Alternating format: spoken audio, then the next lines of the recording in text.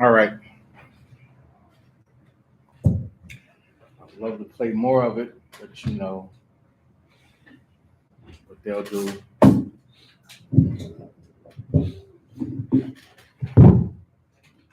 Whine and cry about copyrights. There's a speaker on in the basement. Yes.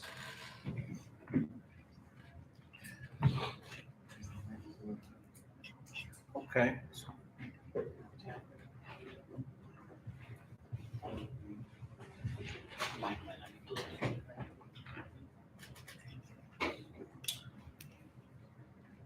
All right. So, Shalom, Most High in Christ, bless your body.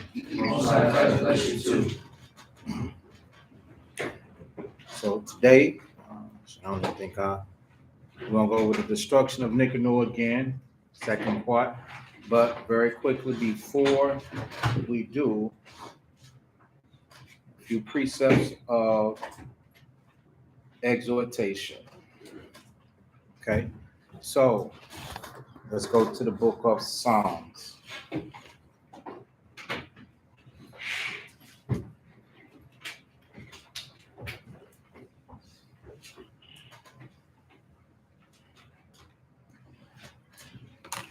The book of Psalms, chapter 144.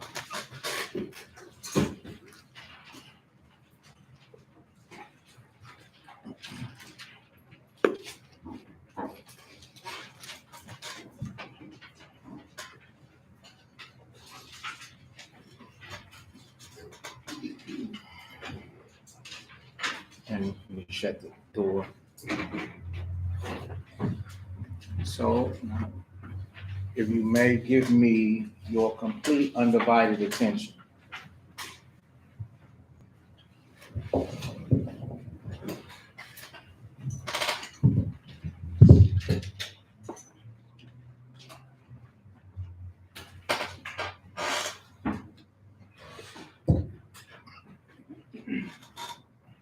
Psalms 144.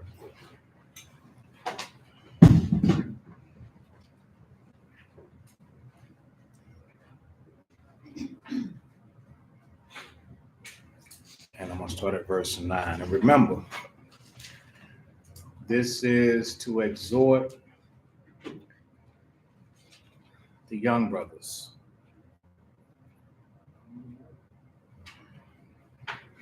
Let's exhort all of us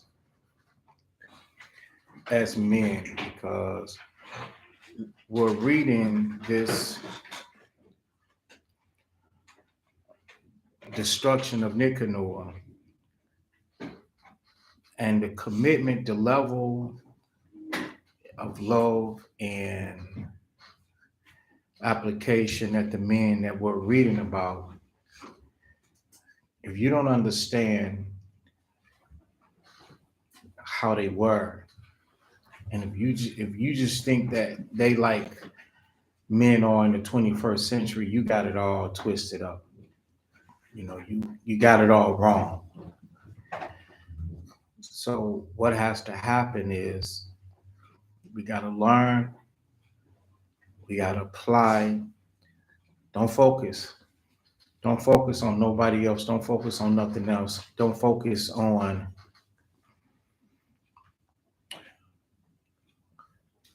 other organizations, schools, camps. Don't focus on none of that. Whatever is coming out through the spirit, that's what you gravitate to. That's what you focus on. You don't go see a surgeon, a brain surgeon, if you got teeth damage. So you're not in the wrong place. So I'm going to start at verse 9 so I could explain it and we could get it to our lesson. So Psalms 144 and verse 9, I will sing a new song unto thee, O God. So why you think David would be singing unto the Most High? Why would anybody be singing unto the Most High? Because they'll be happy. And it says, upon the psalm tree and an instrument of 10 strings will I sing praises unto thee. So he was so happy that he would take his instruments and he would be singing and he would be praising the Most High. Most people in this 21st century that we living in, they don't, they're not singing unto the Most High. You know, even the ones that are singing,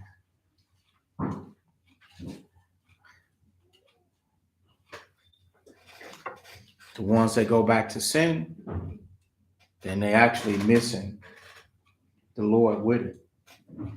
And then that's kind of very disturbing.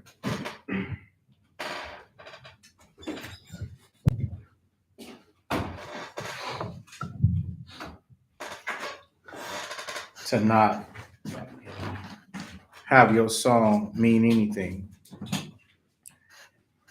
It is he that giveth salvation unto kings. So when you read the book of Wisdom of Solomon and it tells you about love, righteousness, you judges of the earth. So when you read Revelations chapter 5 and 10, it calls us kings and priests. So it's actually talking to you brothers. That's who this is talking to.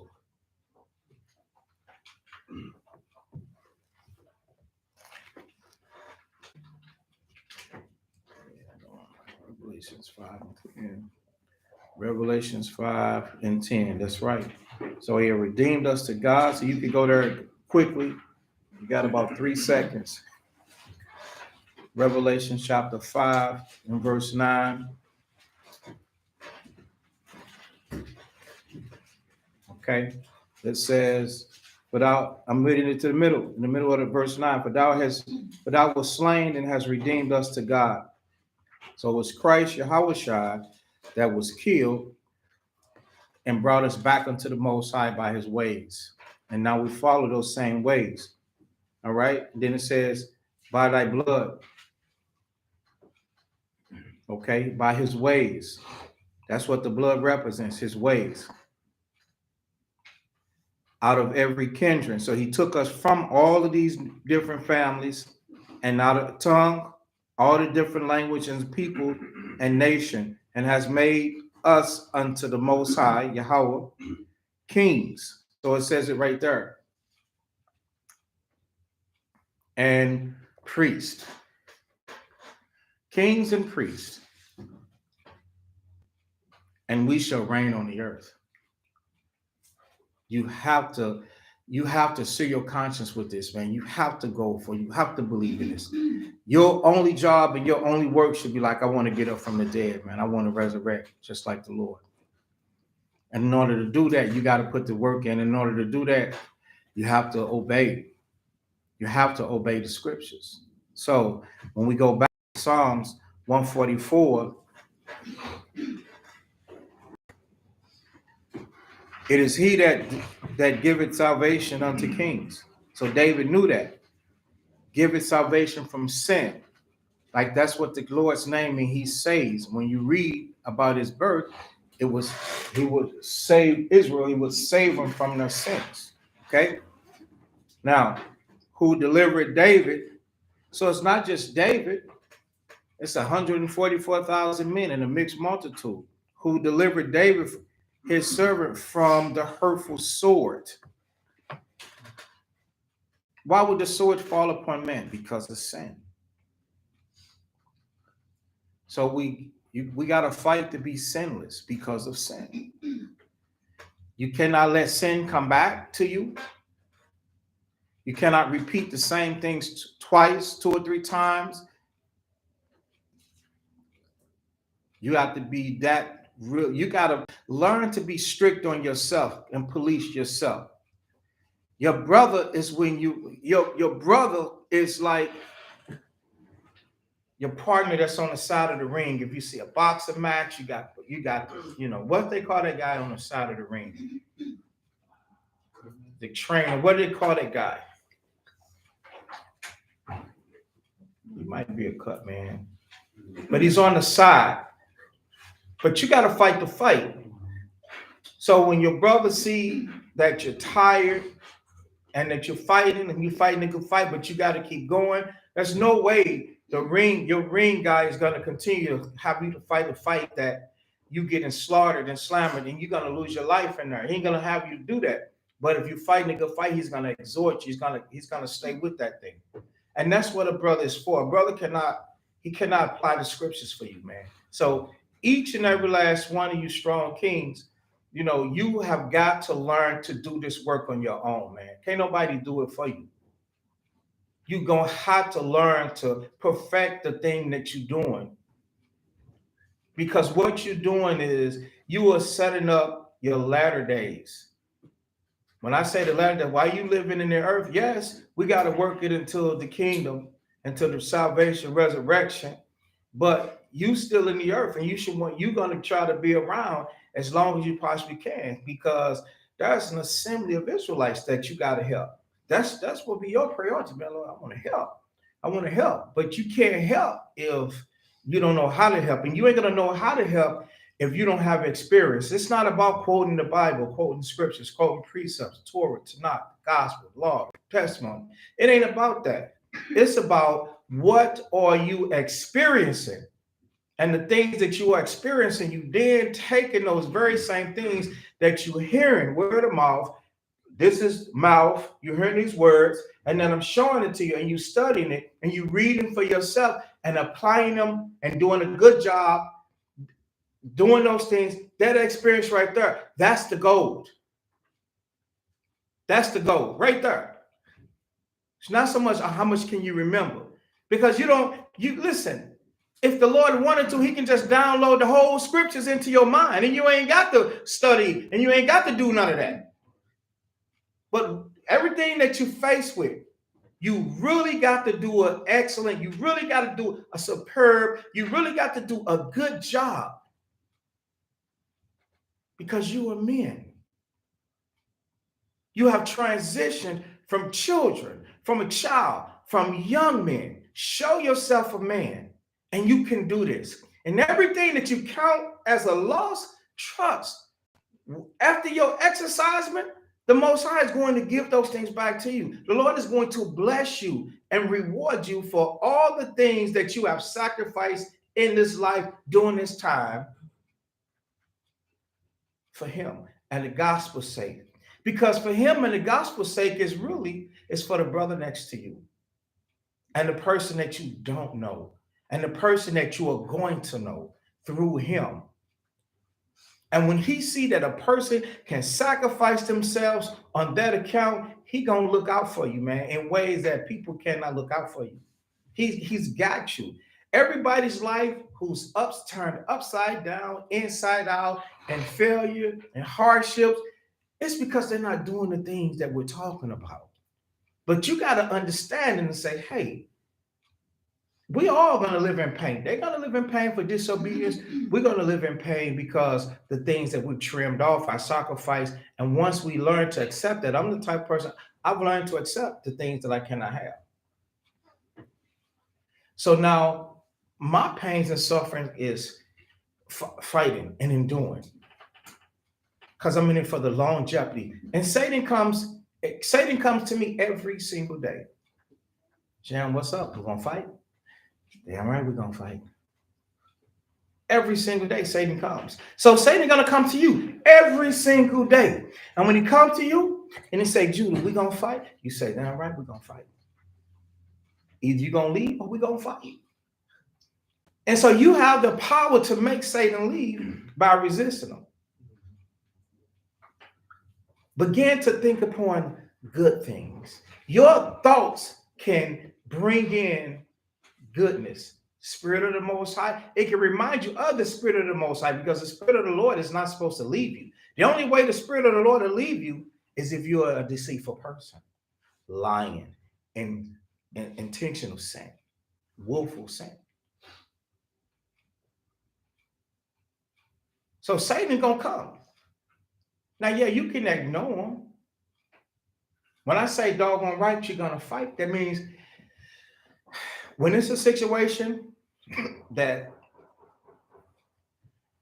gets out of hand, or whatever the circumstance is, you have no choice but to fight. What are you fighting with? You kill it with kindness. You kill it with the scriptures. What's written, what was taught, what works over and over and over again. So now let's get this. Let's finish this so we can get it going. All right. What's up, y'all? Shalom that just jumped in. So Psalms 144 in verse 11. Rid me and deliver me from the hand of strange children. So he didn't even want to be around people that wasn't applying the scriptures. That's what strange is. Okay. So a good link and precept to help you to see and understand this doesn't have to be an Edomite, a Moabite, this site, that site, Jebusite.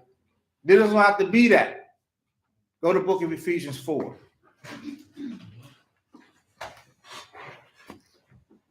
Okay. 3, 2,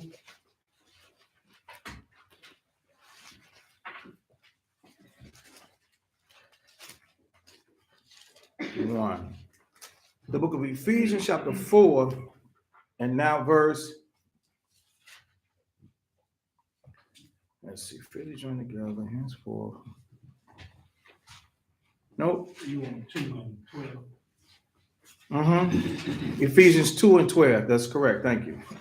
Ephesians chapter 2 and verse 12. That at that time you yourself were without Christ, being aliens from the commonwealth of Israel. Didn't know nothing about Israel. Being an Israelite, being a Hebrew, following the commandments for you sisters. All right. You knew nothing about that.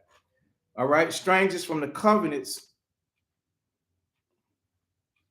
The commonwealth of Israel, strangers from the covenants of promise. That's what a stranger is.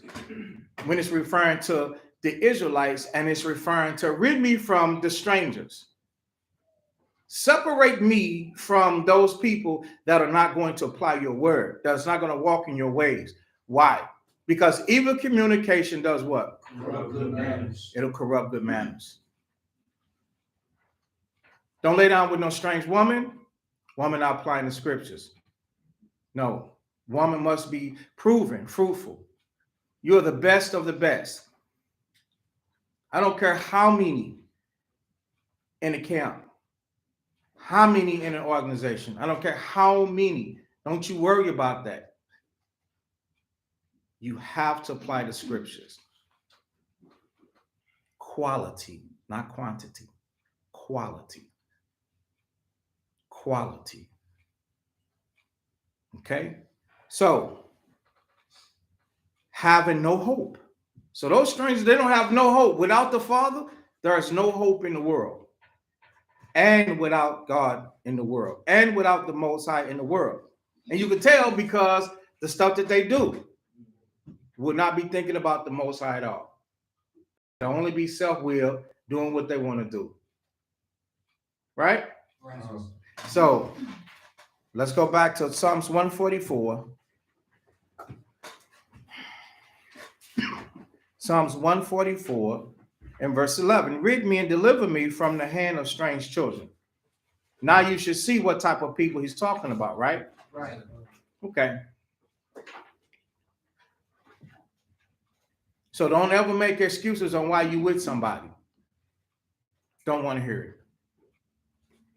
If they're strange, that makes you what? Strange. You're strange. If they're in the world, you're in the world. You know exceptions. That's right. Let's see. Whose mouth speaketh vanity. All they do is talk about foolishness. And their right hand is a right hand of falsehood. They don't deal right. If their right hand is the right hand of falsehood, when you get into any type of deal with them, they're going to play you. The scriptures say every brother will utterly supplant. Don't trust in every brother. The only way you can trust in a brother is if he in Christ. Other than that, don't put your faith and trust in men. The Bible tells you the Most High, his word is telling you, the spirits that he put in people, he already tell you that they're going to cross you. Blood touching blood. You get yourself killed, man. They'll provoke the old man that you forsook with their ways. With dealing with you falsely like that, you'll be like, man. Now, all of this is the point. Verse 12, that our sons, meaning you brothers, may be as plants growing up in their youth. There's no reason why for us not to think soberly, for us not to think maturely. Like an old man, like an older man, like an old man, very mature. The decision, the choice that you make has got to be the choices and the decisions of an older person. You can't afford to make mistakes. You got to live your life like this. I can't afford to get it wrong. I can't afford to make mistakes. I can't afford to get this wrong. Stop giving yourself an excuse, a cloak, an explanation, a justification. You're a sin. You're in sin doing that. You justify sin. You get destroyed like that. The spirit leaves you like that. Brothers, y'all got to remember this. This is your exhortation. This ain't the class. This is your exhortation. This is what you need. You need confidence, life spoken into you. And you can do it, but you got to make that choice to do it. Let go of the distractions and stop thinking like a child, thinking like a boy, thinking like a young man. Do what men do. And you don't let nobody tell you nothing different, so that when your spirit increases and become more, it'll be fully right. It'll be strong. It'll be wise because of all the choices and decisions that you have made along the way, even though you are young, whether in age, whether in spirit. You know how you have seen a young boy in a suit, when typically, who wear suits? Men. And older men, right? That's right. What if you see a young boy in a dull gray saggy little suit? Now that reminds you of an old man, right? It's just laying on him. Maybe a little size too big, but it's gray. And like that look like a little old man in that suit. But when you deal with an old man, when he opens his mouth, his days should speak. And he should have some understanding, and he should have some experience. He should have wisdom. Now you put that old man inside of you. Instead of it being an old gray suit that's one size too big. Now what about your spirit? You have an old gray spirit. Get that in the book of Sirach.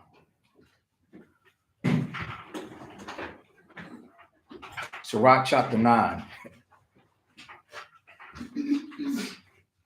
Okay, the book of Sirach chapter 9 and verse, 4 and 9. Sirach chapter 4 and verse 9. It says, "But wisdom is the gray hair unto men, and an unspotted life is old age." So all I did was tell you to take this gray because you don't have gray hair. You don't have the grays. Wisdom of Solomon 4 and 9. Wisdom of Solomon 4 and 9. I'll wait and go back through it.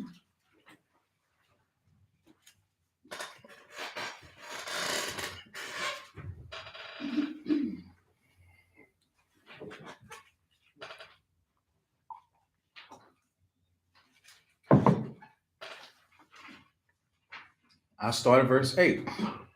Wisdom of Solomon 4 and 8. And for honorable age is not that withstanding in length of time. So we get that.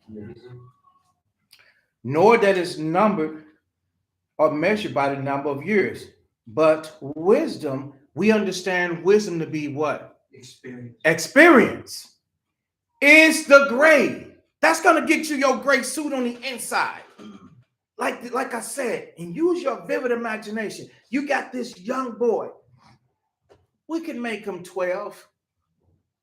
And he's got this oversized suit on and this dull gray. And he's looked like an old man. That's what we want to be. We want to be old in there, old in here. Because old in here is going to make you think. It's going to make you make the right choice. You're going to do the right thing towards your God, towards your brother, towards yourself, towards a woman. You're going to always do the right thing. And you're going to hold yourself to that because those are the principles of the Lord. You got to get that. And an unspotted life is old age. That's what I'm trying to teach you. Make sure that you keep yourself without blemish, blot, or wrinkle. Fight to not have creases, brothers. An unspotted life. You don't have to grow old to do this. You can make a choice and a decision to go after this now. Even the beloved sisters. Yes, you can. And the more you do it, you set your mind to this, the Lord will help you. He'll help you. He's not just going to constantly keep you in temptation. Constantly, first and foremost, the Lord is not making you fall or fail. You're making yourself fail because if you don't trust the process, you will always stumble and fall. But you have to obey. The choice to be matured when you are a young person is your choice. Please make that decision. Because the people that you're reading about, it's either they were good or they were bad. They were not in between. And the ones that we're reading about, the saviors in Israel, were good people. And they were like this, grown up, matured. And they were the elect, they were the choice, they were the chosen of Israel. And in their time, they ran their course and they performed the will of the Lord. And that's why it's written, this is what he did. Now, the story's been documented and wrote, what you doing, what you did. It's documented in heaven. It's recorded with our Father. So whatever you have done, let it suffice. Let it be enough.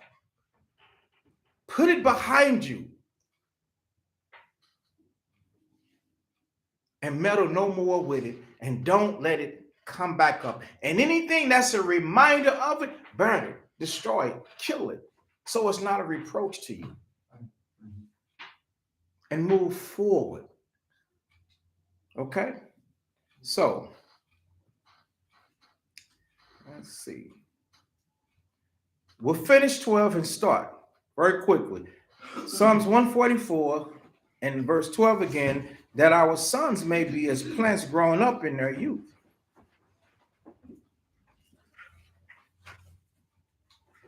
Quickly.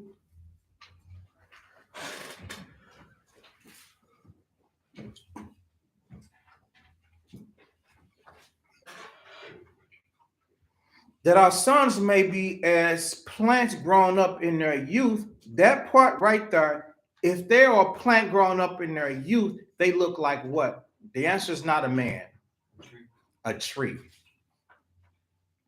That's right. A well-grounded tree. Thank you. That our daughters may be as cornerstones. That mentions the sisters. A cornerstone is where you begin to build.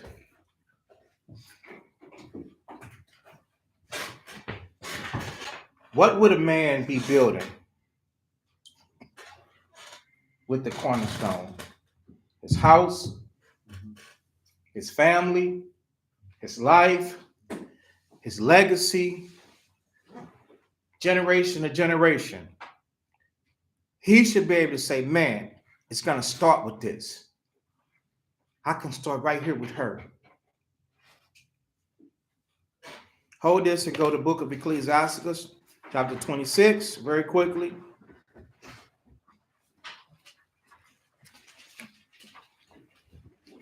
Three, two, one. Ecclesiastes 26 and 20. When thou hast gotten a fruitful possession, the woman, the cornerstone, throughout all the field, sow it with thy own seed, trusting in the goodness of thy stock. My seed is going to have success because of where I put it. Moving forward, sow thy race, meaning your family, the house that you're building. You're building a house, you're building a legacy, you're building the future. Because together, while the woman, you're teaching the woman is helping support. She can teach you a thing or two. Y'all together. You trust that your child is going to absorb everything that you and her is instilling inside of him or her. And they are now going to do what? Make a right decision. So they're going to keep that thing going. Is it going to go or is it going to fall to pieces? It's going to go. It's going to thrive. And so it's supposed to make the decision that the father would make or the mother have made. Daughters, make the decisions that your mother have made. You got a mother in the truth. If you don't, your elder mother. That's your mother now. What would she do? Always think about her. What would she do? Because when you look back, no harm intended. Always love your mother. Help her mother. But her understanding do fall. It do fail. And you know where it comes up short at? Right here. Because she didn't learn this. But there's nothing you can do about that. So now the example of a mother. Now the example of a mother will be your elder mother. And that's why she's got to be a showstopper. When I say a showstopper, any with craziness, that's the show. Not the show that we used to, the modeling show. A defender of the faith. Right from wrong. But you got to be able to see that and you got to bring that out. How do you bring that out? By being obedient first and foremost, so that there's a necessity to go to the next level with you. But just like with little children, if she's always screaming and yelling and redirecting, how could you see the other attributes or the other things? I hope you, as women, you understand it.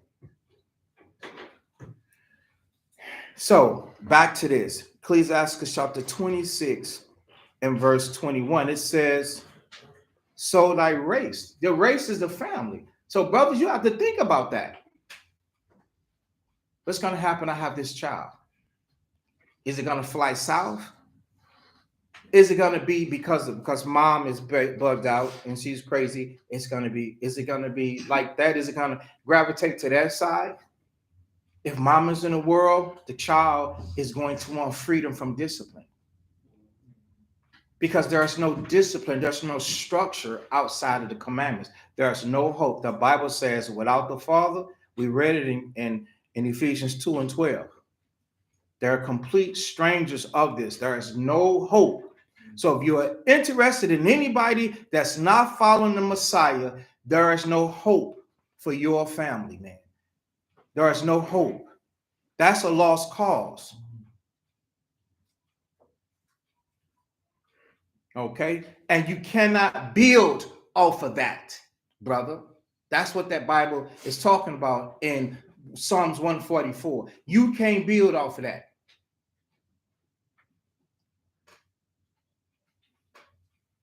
Moving on. It says, so thy race which thou leavest shall be magnified.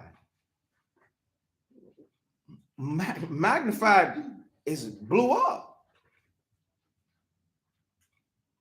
It's going to be enhanced. Having the confidence of their descent. The children within themselves supposed to have confidence and say, my dad is such and such. My mom is such and such. And that right there should be enough with all their teachings to say, hey, this is what I'm expected to do.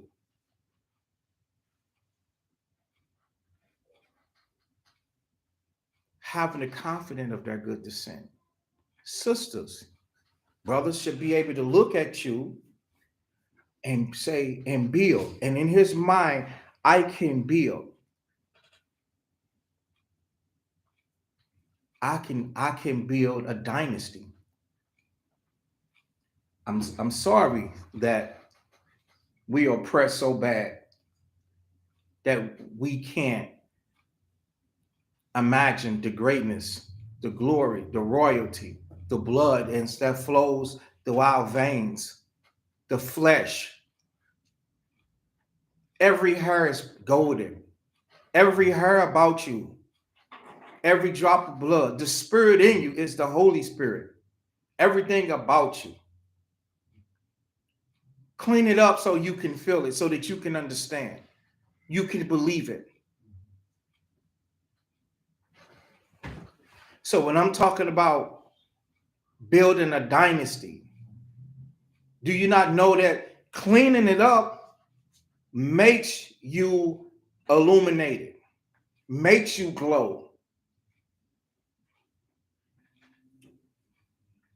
So sisters, that's how you want a man to be able to look at you and say, man, I can build. I can build with her. If you can't build with no reckless, lawless woman, it's the commandments that make a woman a woman. Without the commandments, she's just a woman. She exists, but this ain't no future.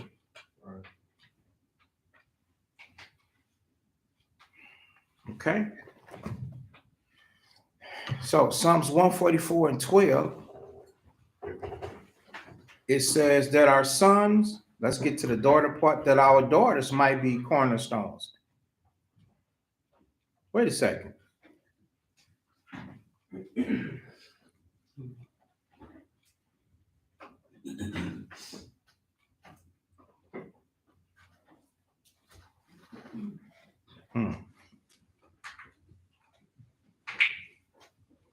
There's two ways to look at this. The first way, after read 11, read me and deliver me from the hand of strange children whose mouth speaketh vanity, and their right hand is the right hand of falsehood, that our daughters might be as cornerstones. That's one way. The second way is, we read 11, that our sons might be as plants growing up in their youth, that our daughters might be what? Cornerstones. So us growing up and becoming men helps who? It helps the woman. It helps them grow up. Because like Esau, a lot of people, you touch a woman a little bit too soon. A lot too soon. And shame on you. How are they going to grow up? Even in their youth, they need to spend their time in their youth doing what? Learning from their mother, and from elder women. Learning, not having babies and focusing on a wife, stumbling and fumbling through it. That process is so destructive. You got people disrespecting the woman even in the truth. Rap music did it. Now Israelites are doing it, calling them B's and H's and harlots and this, that, and the third, and saying, oh, they didn't repent. That's because you didn't let them repent. You never really repented. You didn't change. You didn't stop. And because you didn't stop, you brought that same old tactics and that same old habit into the truth and lied to kick it. We married. Let's do it. And so it never stopped. And that's why all the men, most of men look like hypocrites and most women look like harlots. There's no really change. So this recovery, this born again process happens when we trust the process and go through it. Polished after the similitude of a palace. Does a palace just appear and nobody worked on it and nobody perfected it? No, there was much work. There's a lot of work put into it, right? A lot of work put into a palace, right? A lot of money, a lot of involvement poured into it, right? That's what has to happen to the woman. So seeing this, that means brothers, seeing this, brothers, you got to destroy the spirit of temptation that's inside of you. Because the thing is, we like, I'm ready for that. You ready for the fight? Why do you think I don't intentionally try to make it sound horrifying?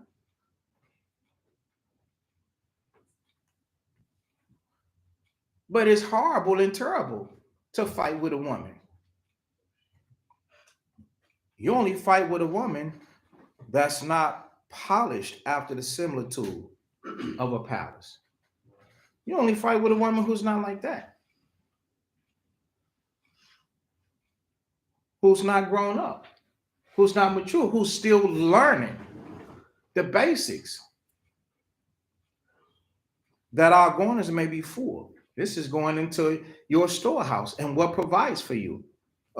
Affording all manner of store. Affording meaning you can afford this.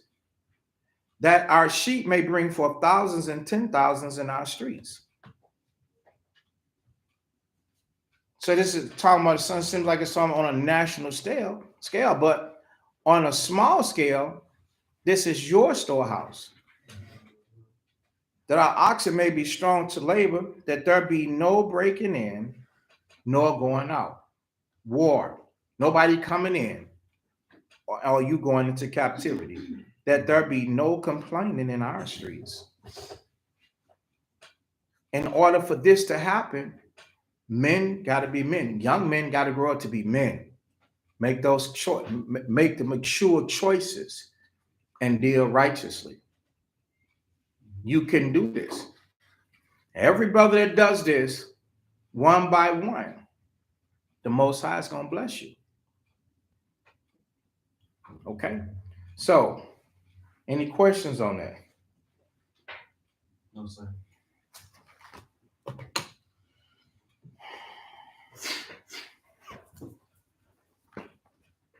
We're going to pick up where we left off at.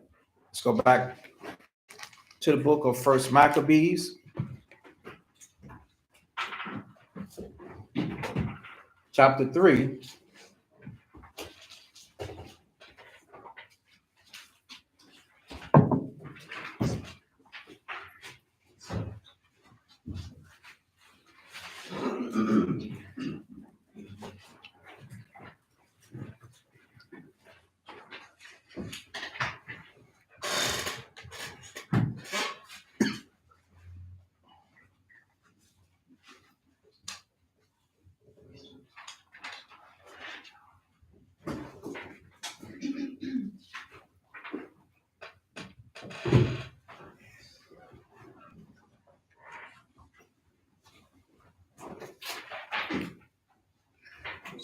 start with chapter 2. We're gonna skip. Yes. Um, it'll be quite a bit of reading, so I'm trying to skip where I possibly can. So chapter 3 and verse 1. Start at the top. First Maccabees, chapter 3 and verse 1. Then his son Judas, called Maccabees, rose up in his stead, and all his brethren helped him, and so did all they that held with his father. And they fought with cheerfulness the battle of Israel. So Judas called Maccabees rose up in the stead of Mattathias, and his brethren helped him. So all the brothers was on one accord. Slow down. All the brothers was on one accord. Just like the same thing that we just talked about. They were all like that. They all say, okay, we all in. That meant nobody wavered, right?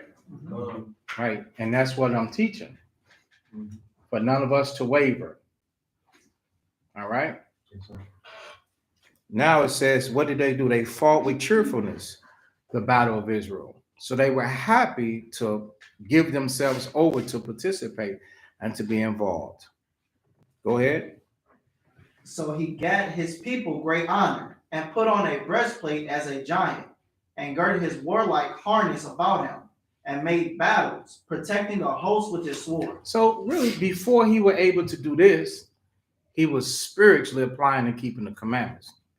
Therefore, when he decided to do this, and the Spirit rose him up to do this, he already knew to obey the Most High. The Lord was fully in control of this vessel. Fully in control. He didn't just say, oh, I want to fight the fight of Israel. Lord, teach me the commandments. No, he didn't do that. So everything that we're doing now is what he did. He went through learning, applying, getting experience, overcoming temptation. If Christ was in all points tempted, don't you think these men were too? Yeah, they were too. That's why the Lord chose these people to do that. Out of all the men in Israel, why Mattathias and his sons?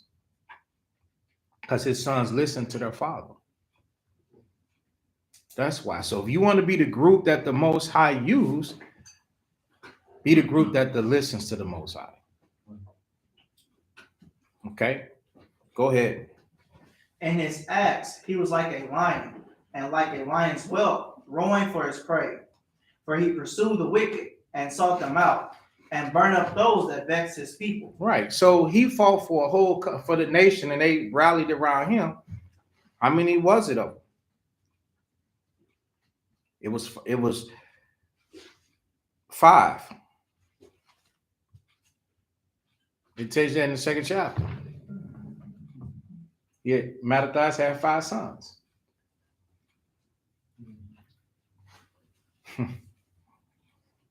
So remember, he had to talk. He's going to end up telling them sooner or later that's how the Lord deal. Shut up somebody big with a small multitude, right? Right. So don't worry about numbers. You house the greatest spirit in the world, the strongest spirit in the world. How many people was flying around with Christ when he was destroying a multitude at the end, when you read it? It was him. Even though he came with a multitude. They had to behold too. Okay, so go ahead. Wherefore the wicked shrunk for fear of him, and all the workers of iniquity were troubled, because salvation prospered in his hand.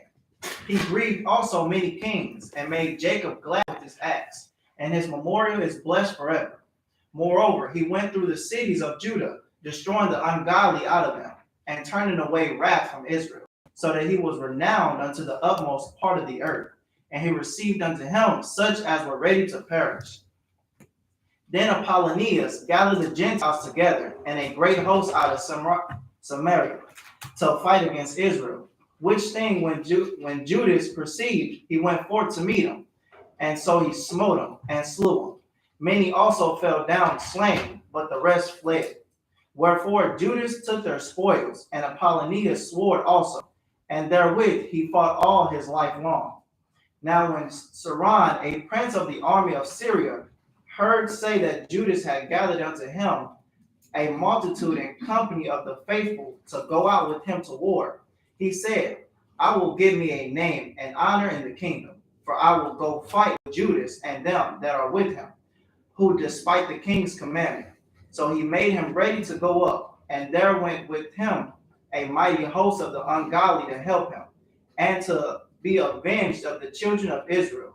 And when he came near to the going up of Beth Horon, Judas went forth to meet him with a small company, who, when they saw the host coming to meet them, said unto Judas, how shall we be able, being so few, to fight against so a great multitude and so strong, seeing we are ready to faint with fasting all this day?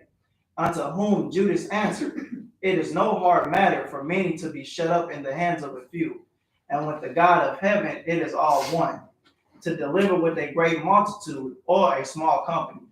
For the victory of battle standeth not in the multitude of an host, but strength cometh from heaven.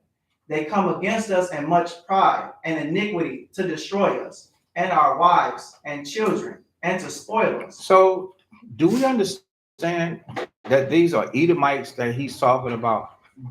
Yep. You know, I don't know if it was last week that there was I don't know if it was a question or if it was something online about Esau. I can't remember, but we went through about the brotherly covenant. Mm-hmm. This man has been trying to destroy us. The Syrians, they Edomites from Syria, still exist today. So when you read and you hear in the news and it's talking about the Syrians, what's funny, y'all?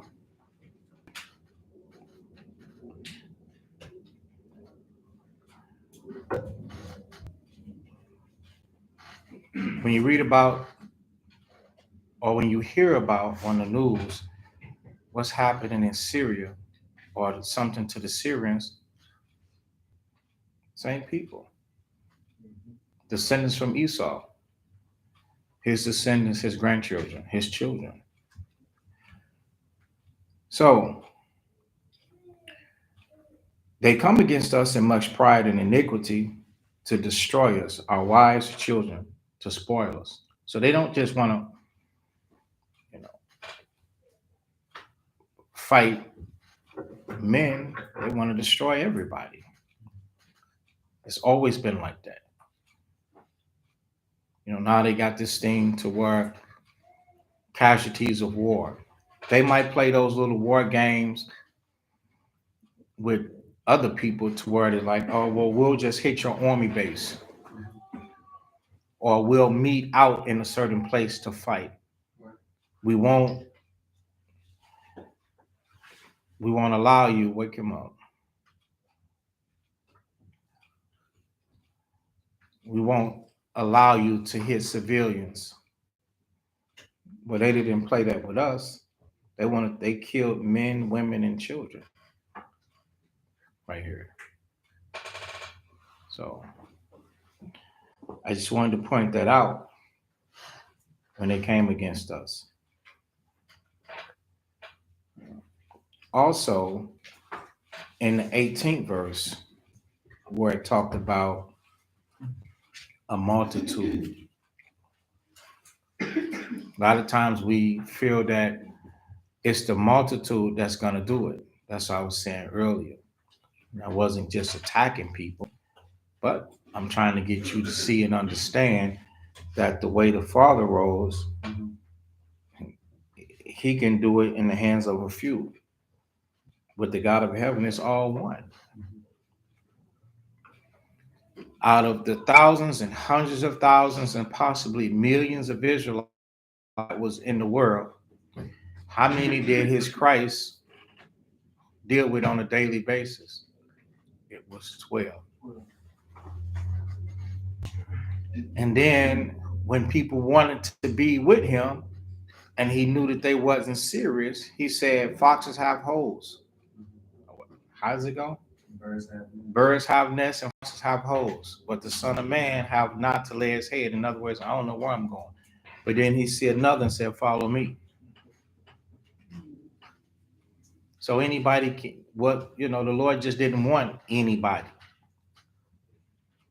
And you can't just give and offer the Lord anything. Oh, this is what I got to give you. The Lord said, keep it. This is what I got to give you. This is what you got to give? This is what you got to give?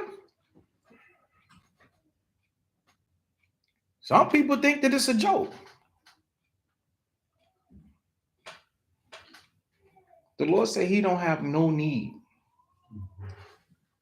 We need him. So the Lord himself will overthrow them. That's what's in 22. Where'd you stop? Verse 21. 21. We fight for our laws, or our lives and our laws. Wherefore the Lord himself will overthrow them before our face. And as for you, be not afraid. Now, as soon as he left off speaking, meaning exhorting, man, he leapt suddenly upon him. He himself went out first to the fight, and surrounding his hosts were overthrown before him. And they pursued them from the going down of Beth Horon unto the plain. The plain is like a big open field, where were slain about 800 men of them, and the residue fled into the land of the Philistines. Then began the fear of Judas and his brethren, and an exceeding great dread to fall upon the nations round about. So they were afraid of them. Why? Because the spirit that was on them, that same spirit that was on them is on you, brothers.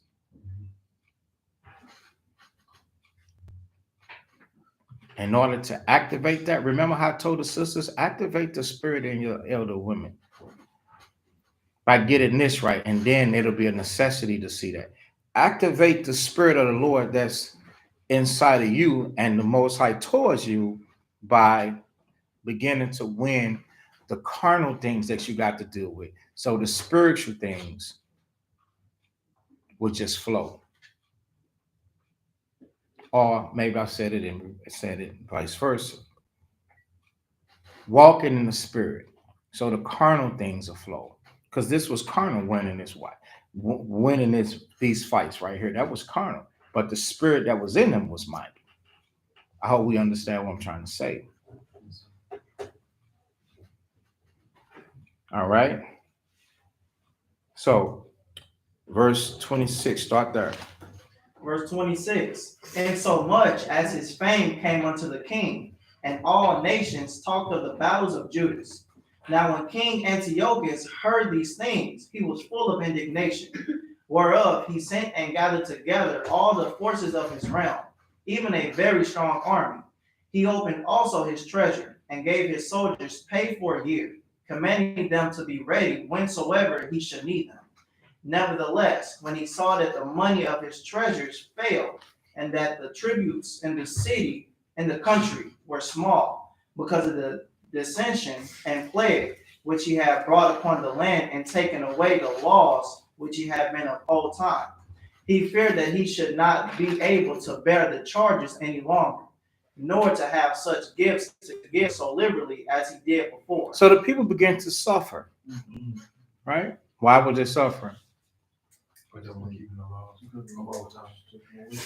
Right, because they stopped keeping them, but they were convinced and persuaded to stop keeping them. It tells you that in the first chapter, verses 40, 41, right? So just when they start implementing for you to do stuff, don't mean you to jump on a bandwagon. I'm driving down the highway and I see a big poster board that talked about a joint. I can't think of the name of the joint. said some type of joint or something like that. It's like they sell them like $10 a joint now. When we got men sitting in prison for selling joints.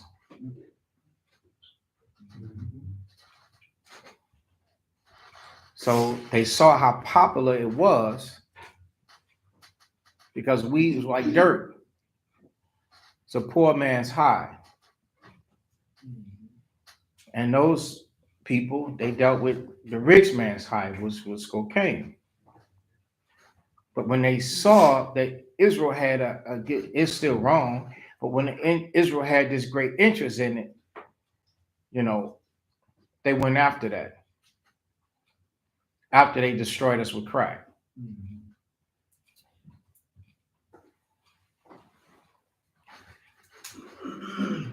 So now that it's legal, just like during that time, they set up laws. So Israel left God's laws and walked in the laws of what they say the laws of the land. They walked in the laws of the land, didn't walk in the laws of the Most High. So what happened? The land lost its strength. The Most High didn't bless. They were always plagued. So you could be the best person that you setting out to be in life. Life is what the man expect from you. What people expect. You live. This is the American dream. Live, get your boyfriend, get your girlfriend. You've been dealing with them all so long, then they turn around and ask you, you gonna get married? When y'all gonna get married? You got 3 babies. When y'all gonna get married? Y'all been together how long? 6, 7 years. When y'all gonna get married? See how backwards it is? But you following the way that the land, what the land produces. You know what the land care about? Them 3 babies that you produce. Because those are 3 more people. You gotta work, he gotta work, now plus 3. Those are 3 more people now that's gonna be able to work in his shops. This man is taking care of his children. Passing those stores down. You just come in and out the front door with produce and all that stuff on the shelves. But back in the scene, they live their life all day long, all lifetime long, then set up documents, and now you'll never know that the owner of the store is being handed down to the next one, to his daughter, to his wife, and his wife's child, or whatever. You're just going in and out. Who's they gonna pick to work those stores? Your 3 babies and my 4, and his 2, and that one, the one you got, and so on and so forth. That's who gonna work those stores. And you don't know that, but God knows that. That's why in Isaiah 14 it says, prepare slaughter for his children, for the iniquities of their fathers, that they do not rise, nor fill the city with faces. So the Lord ain't letting that ride. We so distracted and so occupied with the plagues and trying to recover on a daily basis that we really don't see everything that's being formulated against us all the time. Because they don't work like we work. They conspire. They consult. What do you think the councils is about? The House of Representatives, the Senate is about. The office of the president is about. The most precious thing that they got. We are their prized possession. And people don't even know it. And they can make anything and give it to us and sell it to us and have us to push it. They can design anything and you would display it for them.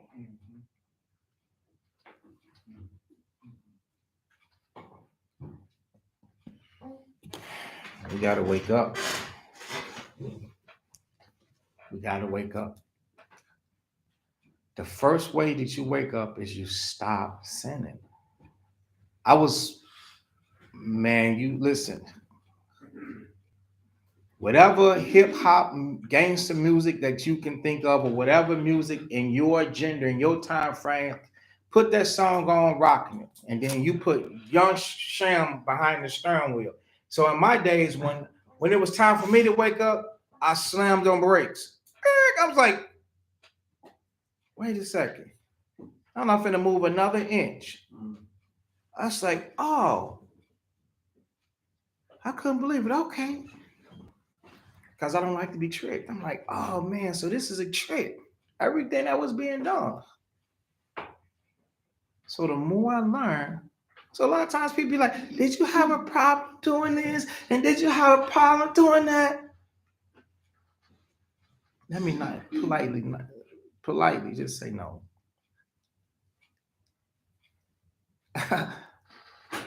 I want to aggressively be like,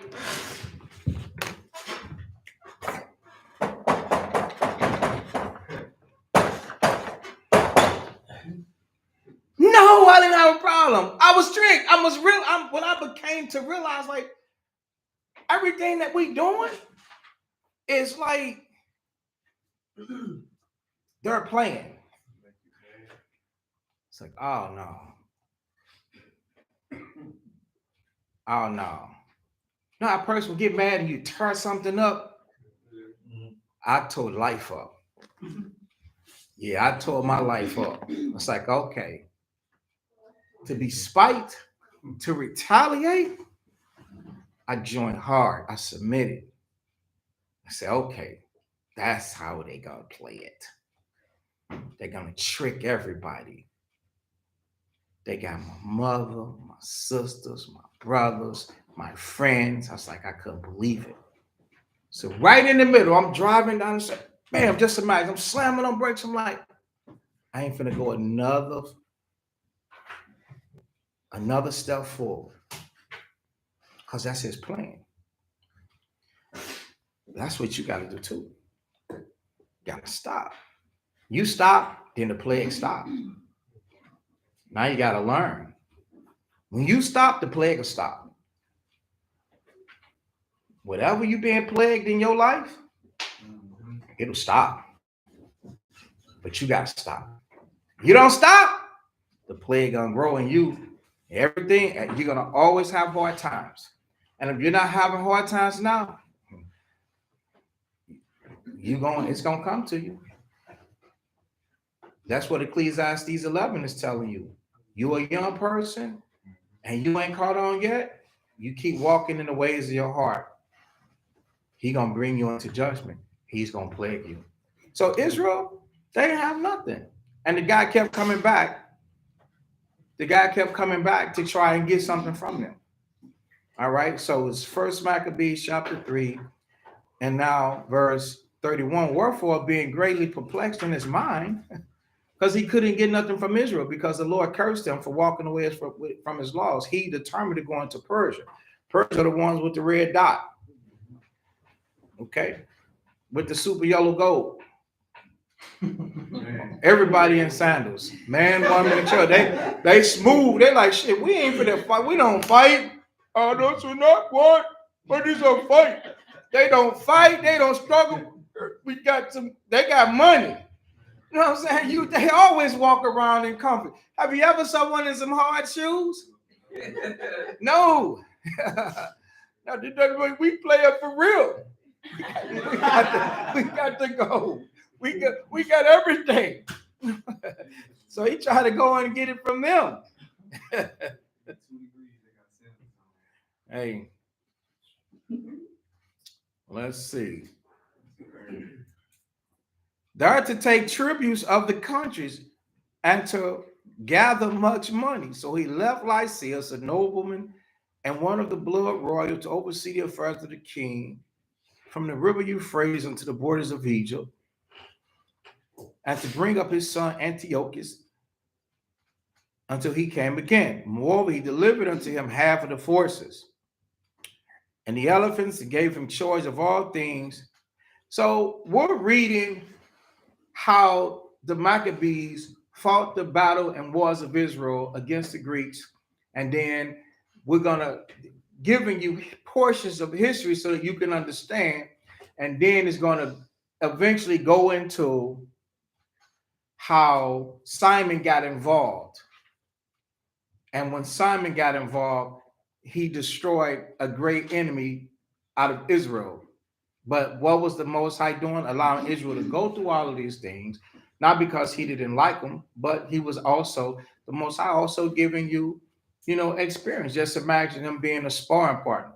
You don't get somebody weak, you get somebody strong. So, the Lord took us through the things that he wanted to take us through.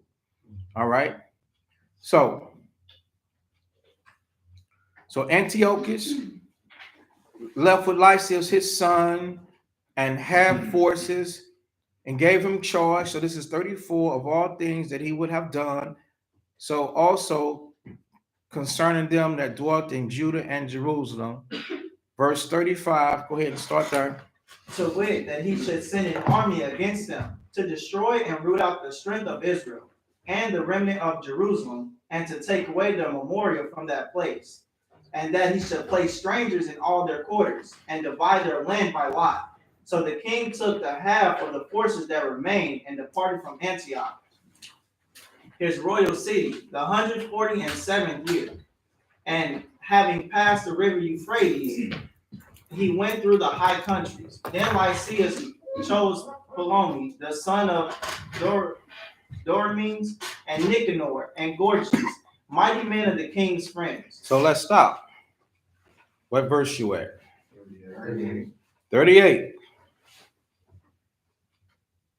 So Lysias chose Ptolemy, the son of Dormenes. So this Ptolemy, this guy was, I did the research on him. He is a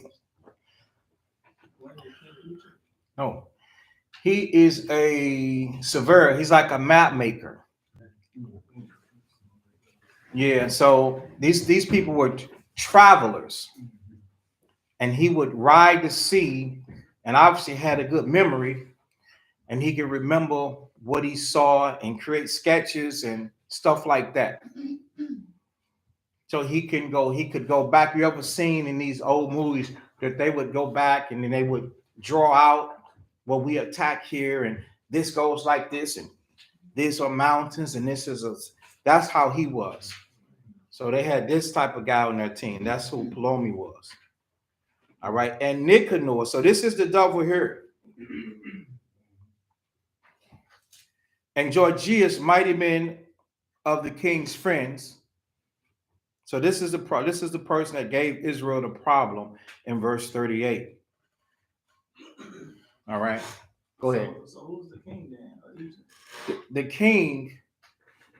Are you talking about Antiochus, who we're talking about? No, because the reason I asked was because in chapter 1, in verse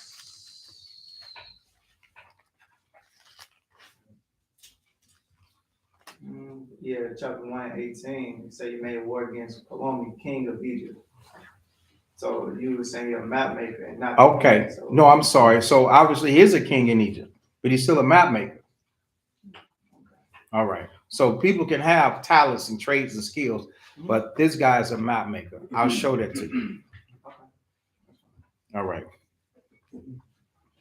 So where we stop at? Verse 39. Verse 39. Go ahead. And with them he sent 40,000 footmen and 7,000 horsemen to go into the land of Judah and to destroy it, as the king commanded. So they went forth with all their power and came and pitched by Eminus in the plain country. And the merchants of the country, hearing the fame of them, took silver and gold very much with servants. So now slow it down. Go ahead. And came into the camp to buy the children of Israel for slaves. Right. So when Israel was bought by slaves, that's just one way of sending them way off somewhere else. And when you own somebody, you don't let them go. It's not said that, they didn't get away. They could have been sold somewhere and didn't get a chance to ever leave and have children, and then their children to be sold away. That's part of the curse. Excuse me, in Deuteronomy 28. I was just thinking about this because we're still descendant and it's still happening. And now it's happening on a more modern term. You brothers and sisters, did y'all see the video, the small clip that I showed earlier? It's from a show called Travelers, to where the woman, the child family services came in with the police and they wanted to take the child because she had a fight with the father, with the baby's father, and beat him up real bad. And so they was the city of Washington was feeling like they was having problems with their parenting or whatsoever, and they took the child from her. So that's a part of the curse in Deuteronomy chapter 28, that your child will be given to somebody else and there'll be no might in your hand. It's just modern now. It happened on a lot of different occasions. Here it happened here to be sold into slavery, and it's happening now under other pretenses, and they can give that child to whoever they want to give it to. They can even sell that child through adoption. Do you think people are adopting children for it costs you little or nothing? No, you have to pay for that application or placement. They don't even give a dog away for free. You can't go to the Humane Society and just be like, okay, I want to adopt a dog. Mm-mm. No, those are smooth words to make you think that, but at the end of the day, it's a cost that's associated with that. Now, just imagine a whole human. Slavery, man. That's a part of the curse. Okay. So, just wanted to point that out. And if you haven't seen the little video, go check it out. So, where do we stop at? Verse 42 now? Middle of 41. So, the battle choose the Israel for slaves. A power also of Syria and of the land of the Philistines joined themselves unto them. Yeah, so buying Israel. So Israel went into Syria, Israel went unto the Philistines. Verse 42, start there. Now when Judas and his brethren saw that miseries were multiplied, and that the forces did encamp themselves in their borders, for they knew how the king had given commandment to destroy the people and utterly abolish them, they said one to another, let us restore the decayed estate of our people, and let us fight for our people and the sanctuary. Then was the congregation gathered together, that they might be ready for battle, and that they might pray and ask mercy and compassion. Now Jerusalem lay void as a wilderness. Stop. In verse 44, then was the congregation gathered together that they might be ready for battle, and that they might pray and ask mercy and compassion. In order to have the type of success that you want, can be a sinner. So, as a congregation, they went into temptation. They had to fight. They had to battle. So, John, what is that? John 9 and 31. God here, don't go there, because I want to go there, but I'll get distracted, right, with that and keep going and wait.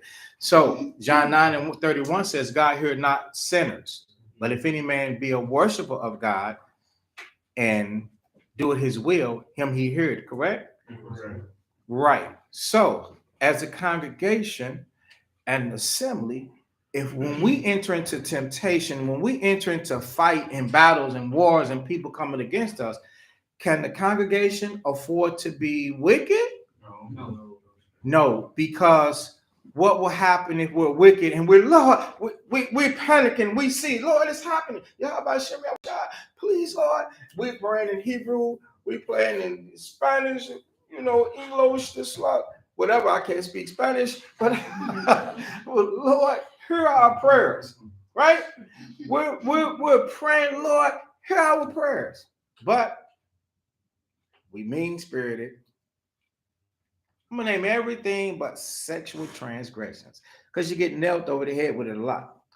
We're mean spirited, we're grudging, make bait, non-submissive, argumentative, evil surmising, retaliating, liars. What else? Covetousness. Give me something else. Haters of your brother. Haters, okay. What else? So was a discord. So was a discord. Tale-bearing. Gossipers. What's the last one? Gossipers. Gossipers. Yeah. Busybody. Busybodies. So, with those things right there, y'all give me something online. Guess what? With those things, that's enough for the Most High not to hear it. And we're in trouble, though. We're in trouble. And we asking for help. And help ain't gonna come. I will get this. Go to Ecclesiastes.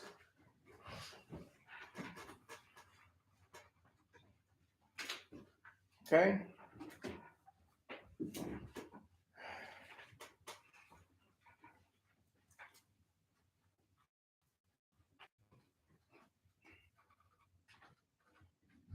Ecclesiastes.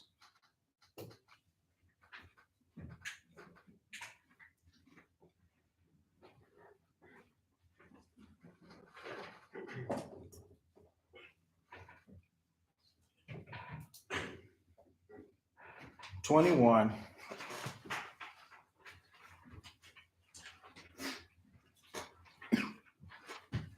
in verse 9. Read that.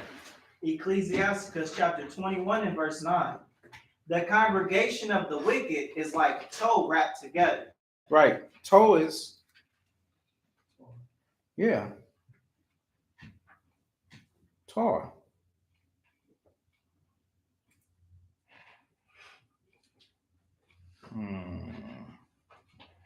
Okay. Read it again. Ecclesiasticus 21 and 9. The congregation of the wicked is like tow wrapped together, Go ahead. and the end of them is a flame of fire to destroy them. See that? And the end of them is a flame of fire. So if we are a congregation and we don't deal right, what you think gonna happen? Is that prayer gonna be heard? No, that prayer is not gonna be heard,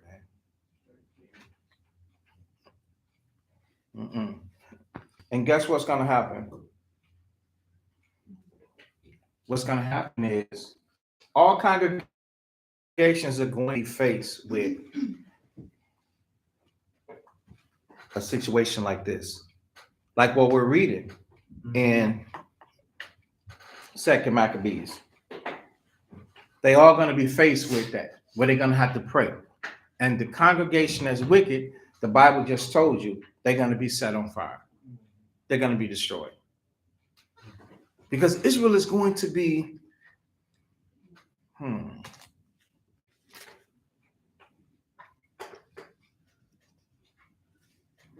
Did we get to that part, Jay? We had to run and hide. We passed it. It was in chapter 2. It was in the second chapter. Let's see.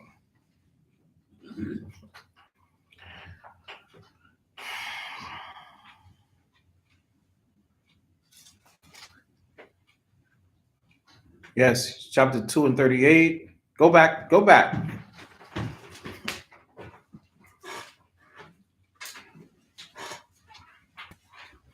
Chapter 2 and 38. And then I want the other one where they made war with them. Because we're gonna be running from them again. Okay, read that. First Maccabees chapter 2 and verse 38. So they rose up against them in battle on the Sabbath, and they slew them with their wives and children and their cattle, to the number of 1,000 people. Okay. That's 38. No. And so much that the inhabitants of Jerusalem fled. I said, I want 1 in 38. 1 in 38. First Maccabees 1 and verse 38. And so much that the inhabitants of Jerusalem fled because of them, whereupon the city was made a habitation of strangers. So Israel left.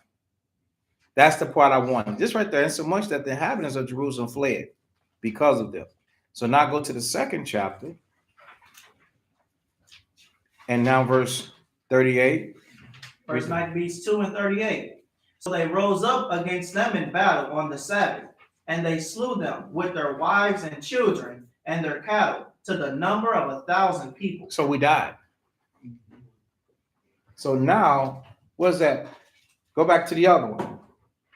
And what was that? Please ask us. 21 and 9. Right?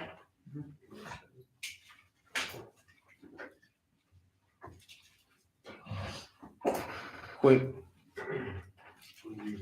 Ecclesiastes 21 and 9. Mm-hmm. Ecclesiastes chapter 21 and verse 9. The congregation of the wicked is like tow wrapped together, and the end of them is a flame of fire to destroy them. So they were destroyed. So the same thing will happen with us. Now that we see why, we gotta be right. Yeah, I want to be right. So when we pray, we want to be heard. You can enter into that time frame and be destroyed. Okay, let's go back.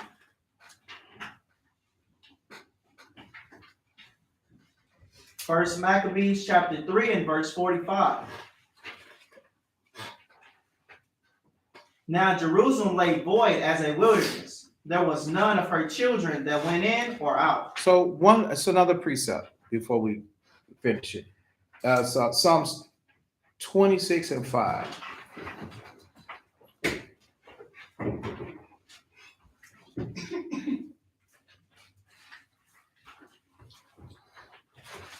Psalms 26 and 5.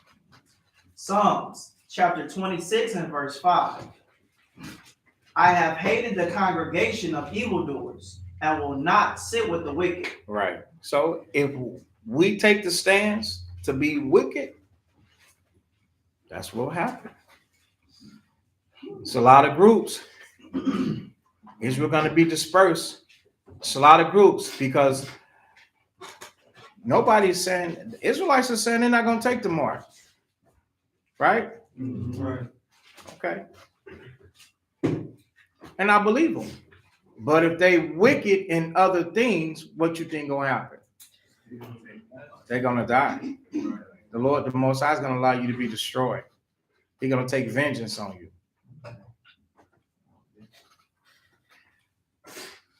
Okay.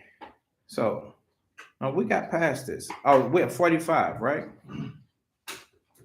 First Maccabees chapter 3 and 45. 44, then was the congregation gathered together that they might be ready for battle, that they might pray and ask mercy and compassion.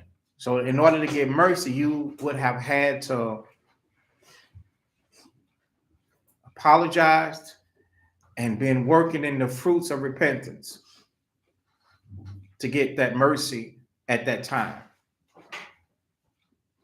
Because if the judgment show up, the Lord said in Isaiah 55, it's going to stand. Who don't understand that? I'm just really trying to make it clear because who's in this congregation? I'm here. If I'm making a choice to do the sacrifice, I'm like, okay, Lord, hear me. And then now it's strength. So you asking the Lord, Lord, hear you. Our prayer collectively together, we want it to be heard and strong enough so the Most High deter the evil spirits away from us to protect us. Because this, what we're reading is true. It happened to people. Okay, read the next one. Now Jerusalem lay void as a wilderness. There was none of her children that went in or out. The sanctuary also was trodden down, and aliens kept the stronghold. So it's going to happen to all our places of business, all of our houses. It happened then. It's going to happen again. Your stuff will be disrespected. You're going to never be able to return back to this stuff here. We're going to have to cut them biblical cord. No more African American. No more using his shops. It's going to come to pass. No more dealership. No more salons and barbershops. The Lord going to sever all of that. Got to learn how to do that stuff yourself. It's called being sufficient, self-sufficient. How many people in here, I believe most of brothers, but and online, look you in the face. Online, how many of you're pushing your cart down the store in the store and you're looking for left or right and you see all the little things and items and you can just pick and choose whatever your money can pay for?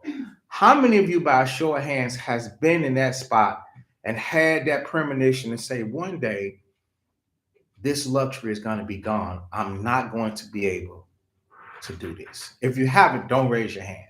How many of you? If you have been pushing your cart, you're going down the store, and you're like, wow, one day I ain't gonna be able to do this. If you have, raise your hand. Okay. What about online? If you have, raise your hand. Please interact. I'm waiting for you to move on.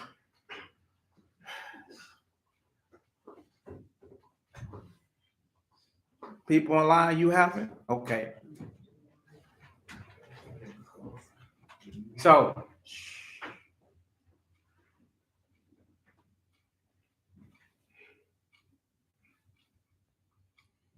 hey guys, if you haven't, next time you go to the store, every time I go to the store, I'm like that. Every single time. Every single time. You could call me bugged out. Fine. But I am mentally preparing myself to excel the inedible. Yeah. I am mentally preparing myself. I go past the vegetables and I'm like, okay, wow. What's gonna happen when I can't get cilantro? What's gonna happen when I have no avocado for dip? What's gonna happen? The little sweet peppers that I like, what's gonna happen with that? All the little nicks and crannies. What's gonna happen? So it's just like ginger, to juice it. What's gonna happen when you can't get ginger?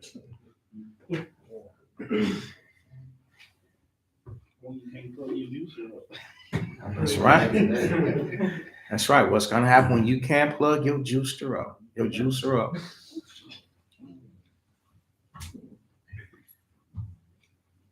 gotta start thinking about that stuff.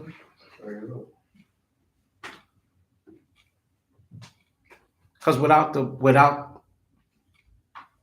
the mark, you ain't gonna be able to buy and sell. And if you do get the mark, the Lord said you're gonna drink of his wrath that's gonna be poured out without mixture. That means you didn't even start following the people that he told you to stop following. So poured out, the wrath of the Lord poured out without mixture is saying you get no mercy. He's not gonna give you mercy. It's like a real strong drink. You're gonna drink of the cup of the Lord. A real strong drink, cognac, gins, vodkas are so strong that people, they put sugars in them. They put like juices in them to like make it down. They want the effect in a long time, but at least give it to me nicely. So that's why you like the all colored drinks and stuff like that. You don't just drink it straight out the bottle. Some people do, but you can't take the wrath that the Lord poured out without mercy, without mixture. It's too strong. But that's what's going to happen. That's going to be, person going to be totally destroyed. So you might save your life for the love of life and say, chip me up. Because I just like my food. That's why you have to chasten your spirit with discipline to the things that you like.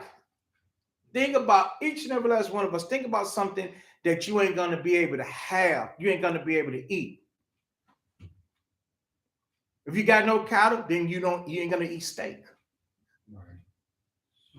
If you have no turkey, you ain't gonna. If you don't have no turkeys, you ain't gonna be able to eat turkey.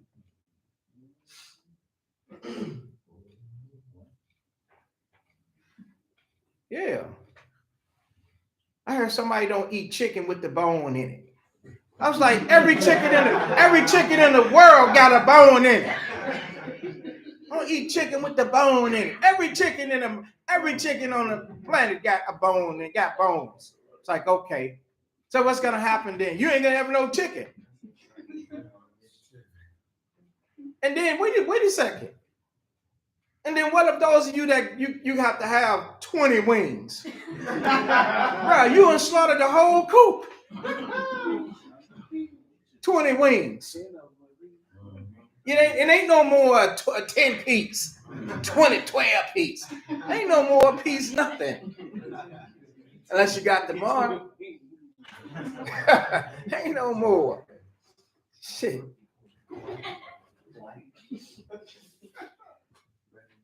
In order to survive, look at the see this whole table. This whole table have to probably eat one chicken. You have to slice that sucker up. One leg to the left, one leg to the right, one wing to the left, one wing to the right. Get the little ones get the little piece. Got to get the big boys the breast. Yeah. The medium boys the thighs. Eat the whole thing. I need 10 wings. Like, no, you need to get put out this camp. Kill chickens. So this brother can have 10 wings. Bro.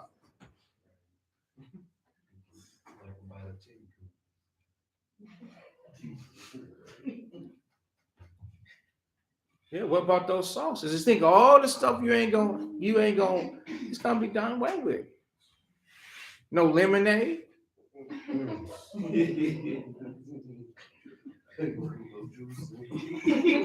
Yeah, what you gonna juice? Grass?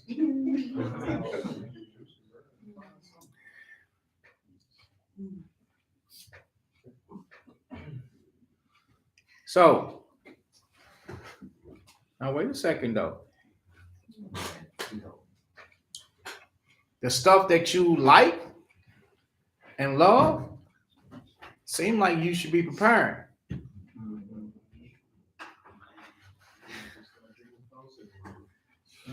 Water, faucet water. Okay, no. You talking about water? Unless you buy a spring, ain't no spring water. Purified. Bruh. It'd be a blessing to even be around some water, lake water, and you hope that you can burn that, boil that, or purify that in some type of way.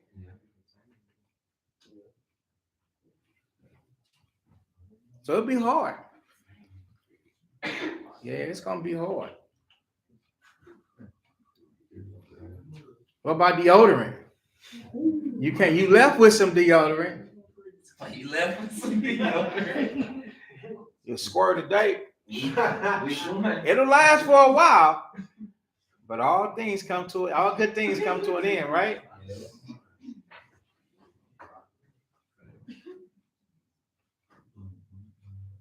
You really gonna be smelling like a real man. How's a real man, baby? You smell like a real man, right?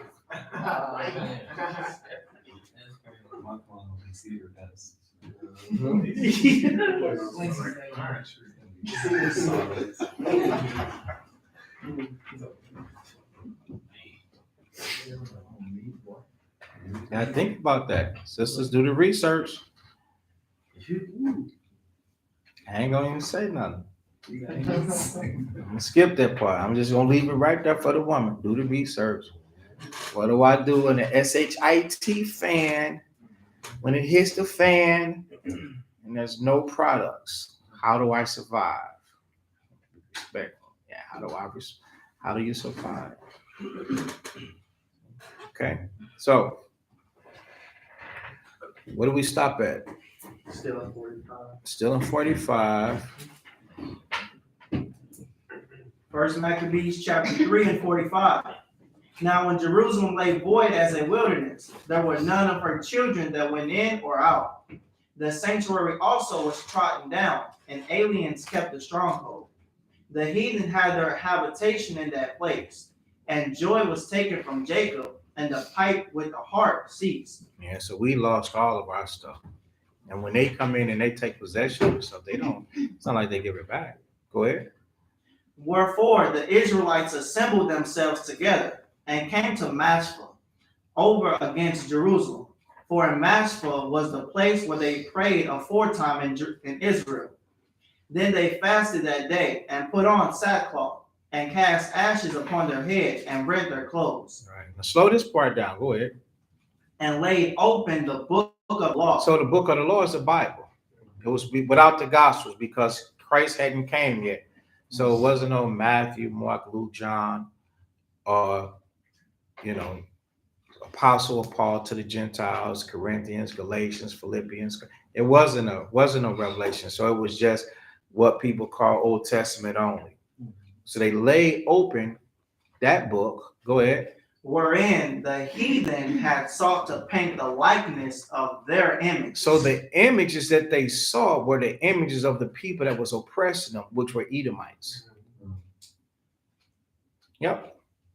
Which were Edomites. And who's chasing them around?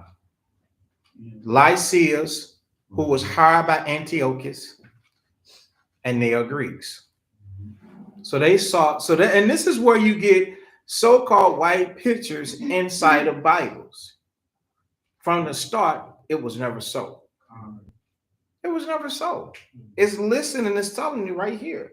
So for those of you that don't know, it's right here. Let's read it again. And if you ever want to send this segment, screenshot it, record it. We'll read it again for you and then send it to somebody who don't read the Bible so that they can see that you're not being angry, mean, or mean-spirited or nothing like that when you try to tell them, that, no, this is not for them. This is a people of color book. It was for us by men that was inspired by God as they wrote what the will of the Father was, and it was to us. And it fell into the wrong hands during a bad time. Okay, and we're reading it. So read that part again. First Maccabees 3 and verse 48. And laid open the book of the law, wherein the heathen had sought to paint the likeness of their images. Right. Go ahead. They brought also the priest's garments, and the firstfruits, and the tithes, and the Nazarites they stirred up, who had accomplished their days. So they were trying to exhort Israel to be spiritually strong, to fight the fight, be optimistic and think positive. Go ahead. Then cried they with a loud voice toward heaven, saying, What shall we do with these? And whether shall we carry them away? For thy sanctuaries is trodden down and profane, and thy priests are in heaviness and brought low.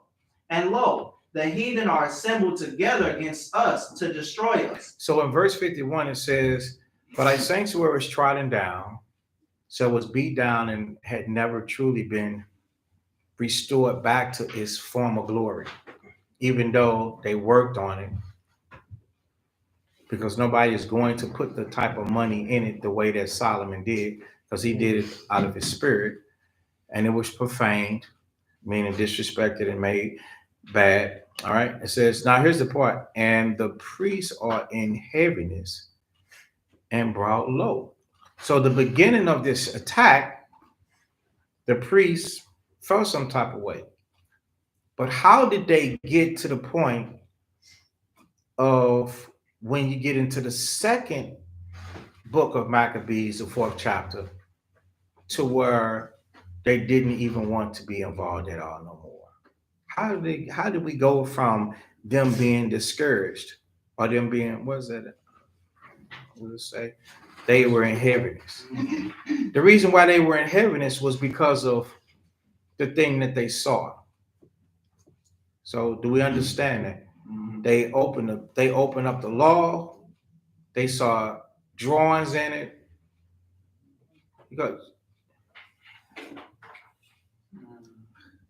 Yes, they saw the condition of the sanctuary, a place that they had been maintaining and taken care of. So you got to remember in verse 45, the sanctuary was here, it was trodden down, and aliens, meaning strong, strange people, kept the place, and they had the heathen had their habitation in that place. So you could see them walking in and out of the sanctuary and stuff like that. And then in other parts of the scriptures, you see, is that the 8th chapter where you saw that they were partying inside of the sanctuary, right? So my question is, how did they get from being in heaviness to not even caring about it anymore? Let's get to the part where I'm telling you they didn't even care anymore. Go to the 2nd chapter, 2nd book.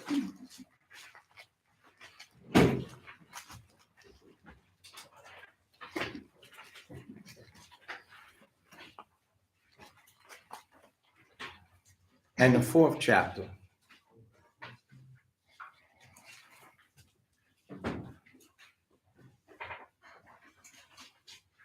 And verse 14. So 2nd Maccabees chapter 4 and verse 14. 2 Maccabees 4 and 14. That the priests had no courage to serve any more at the altar, but despising the temple and neglecting the sacrifices, hastened to be partakers of the unlawful allowance in the place of exercise after the game of discus called them forth. Go ahead. Not setting by the honors of their fathers, but liking the glory of the Grecians best of all. So now let's go back to 1st Maccabees 3 and 51. So remember the state in the 2nd book, the 4th chapter, verses 14 and 15. So when it began by these people, they sanctuary was trodden down. So I'm reading verse 51, and profane, and the priests are what? In heaviness. They felt bad about it. How did they go from one state to the next state? The 2nd state was real bad. They didn't even want to be involved anymore. How did they get there? Why? Because what they say in the heathen, because they have no courage to. He said, I don't know. Okay. Anawa?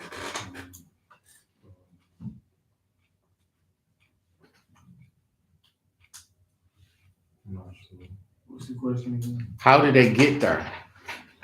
How did they get to the mental state of they just hated the temple now? They despised the temple, neglected the sacrifices. They liked the Greeks best. How did they get there? Because people wouldn't listen. They joined themselves to the heathen. So they had their minds. Okay. Anybody else? Jabril? Since they departed from the heathen, they had much sorrow. Stop. No, you're not thinking. Judah? Short version. Because of sin.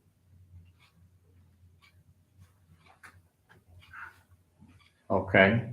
Uzziah? It's not hard. It's it's just a trick question. They got used to not applying the laws no more and enjoying the pleasures of sin, and they Okay. Who's on your left? Yariel? Hiding? I don't know. Because I'm asking y'all, then you stop thinking. This is very simple. Tell them what to are. Okay, stop. Even he got tricked. So they can trick the best of us. Evil communication, corrupt good manners. You see how simple it is? They started off feeling sad about what happened. But the more the music started playing, the more they start liking it. It's very simple. Not everybody see and understand. I mean, I kind of said that. I ain't say. I mean, you did, but I'm listening. I'm looking for I'm looking for everybody's way of how they see it. And if I'm trying to think, something so simple, is put right there in your face. Something so simple. Sometimes the simple things can deceive us, or or stump us. Like, wow, not make you think. So I'm here to make you think. And so even in our personal lives, if you be an affiliate or you associate with things that are not right for so long, you're going to start not liking the Most High. You're going to start not liking the scriptures, not liking what you're supposed to do. The yoke that's put on you, you ain't going to like that yoke. You're going to start liking the Grecians best of all, the Americans best of all, partying, hanging out, my friends. It's the 21st century now. It's modernized. Sin has got a makeup. It's bright, brilliant. It went from 720. First, it went from black and white. First, it was nothing. Then it was a 720, it black and white. Then 720, then 1080p. Now 4K. Now Ultra. It just keeps evolving. It keeps changing. Now it's animated. So you can take all these different things that you have to deal with, and if you can't really see that behind the scenes, the whole objective is to make you deny the Most High, you can fall by it. That's why you gotta stick with the Ancient of Days. You gotta stick with thus says the Most High. And don't change from that, no matter what is faced you, no matter what's in front of you. Don't change. The scriptures say this, let me do this. Yeah. And whenever you in doubt, go without. Right. Yes, sir.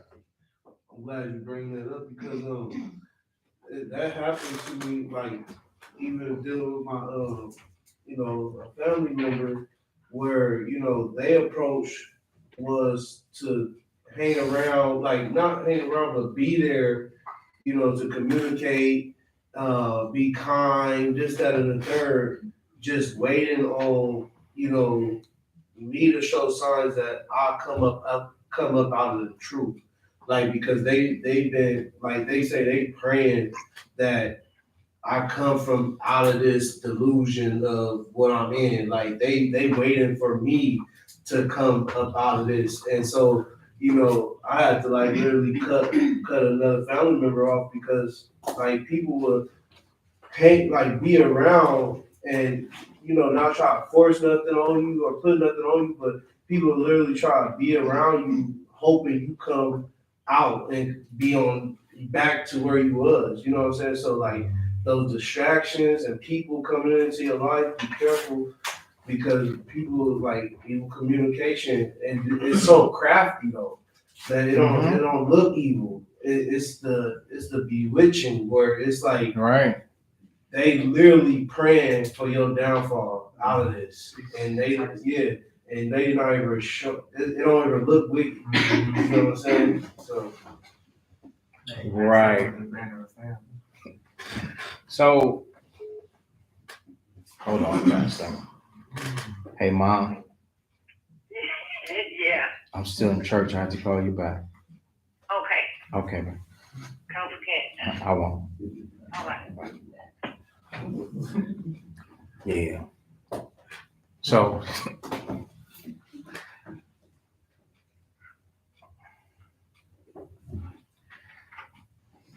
like the nations do us like this too. Go to the book of Daniel.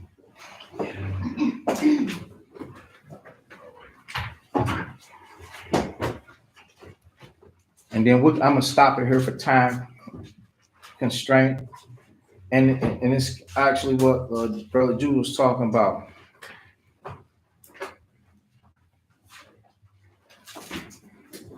So, and we can pick up, we can pick up this on Thursday.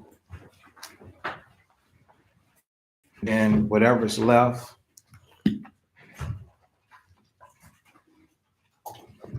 it's not much from last night. You brothers and sisters, y'all just finish that stuff. So would you say that that's like like what happened in was it Barbarian? How when they took the sons, I guess they expected being around that they would adopt it.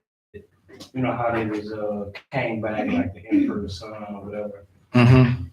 That So- was the expectation, take them away from home and raise them among us. Right. And to be like them. Mm-hmm. Right. But they turn back and end up going back to fight for their people. Right. Just like last kingdom. With Uchi. Yeah. So that's a kind of like a small scale. But what happened and what transpired, what happened and what transpired in Israel is so cancerous that it never stopped. So, and it was so terrible that remember how the Most High said in Ecclesiastes 26, about the confident of the state. Having confident of their good descent and things like that.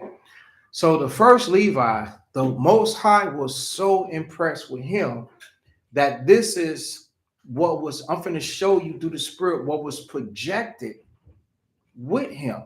So now go to the book of Malachi.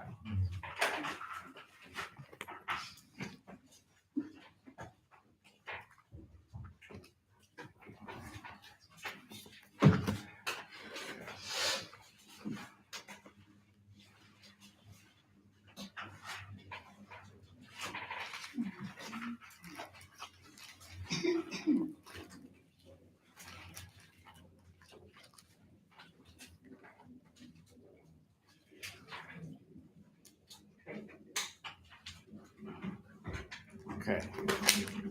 So Malachi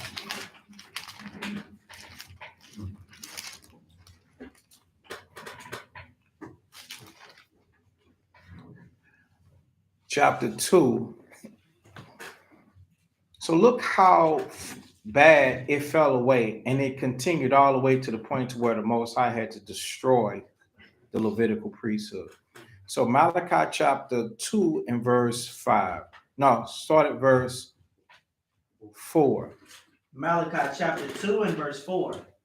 And ye shall know that I have sent this commandment unto you, that my covenant might be with Levi, said the Lord of hosts. Okay, slow it down. Go ahead.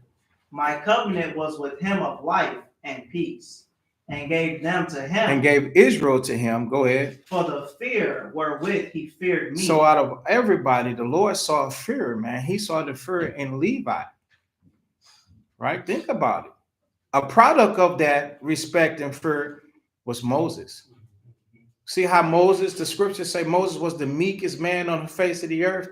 So Levi did a good job with his descendants. All right. So the Lord said, my covenant was with him, with of life. I told him he understood me, life and peace. What is that peace? Not peaceful from brother to brother, but how to be peaceful with the Most High. He taught people how to be peaceful with the Most High. He feared me. Go ahead. And was afraid before my name. He said he was afraid, man. He was afraid. He feared the Most High. All right. Go ahead.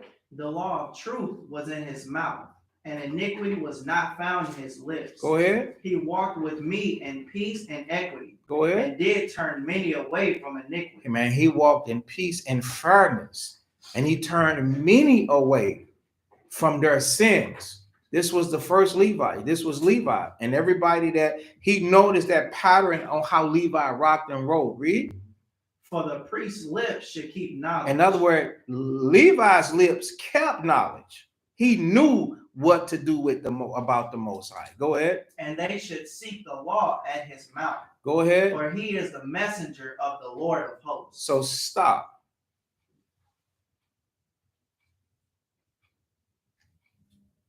Read on.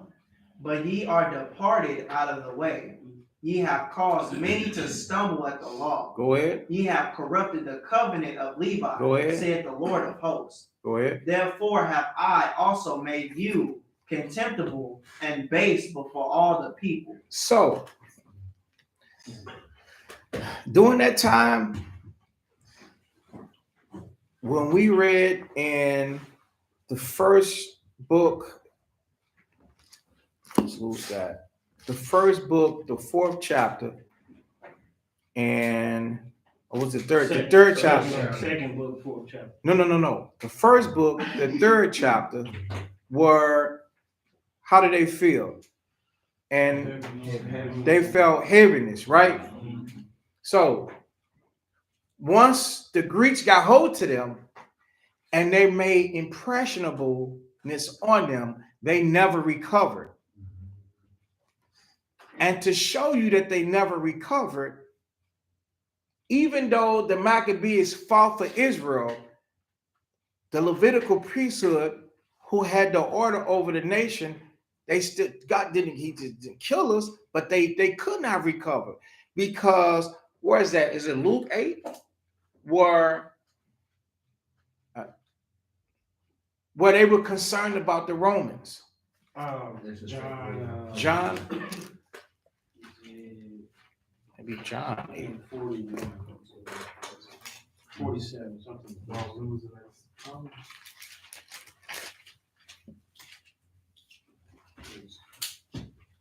John 11 for the. Yeah. John 11. Okay, thank you.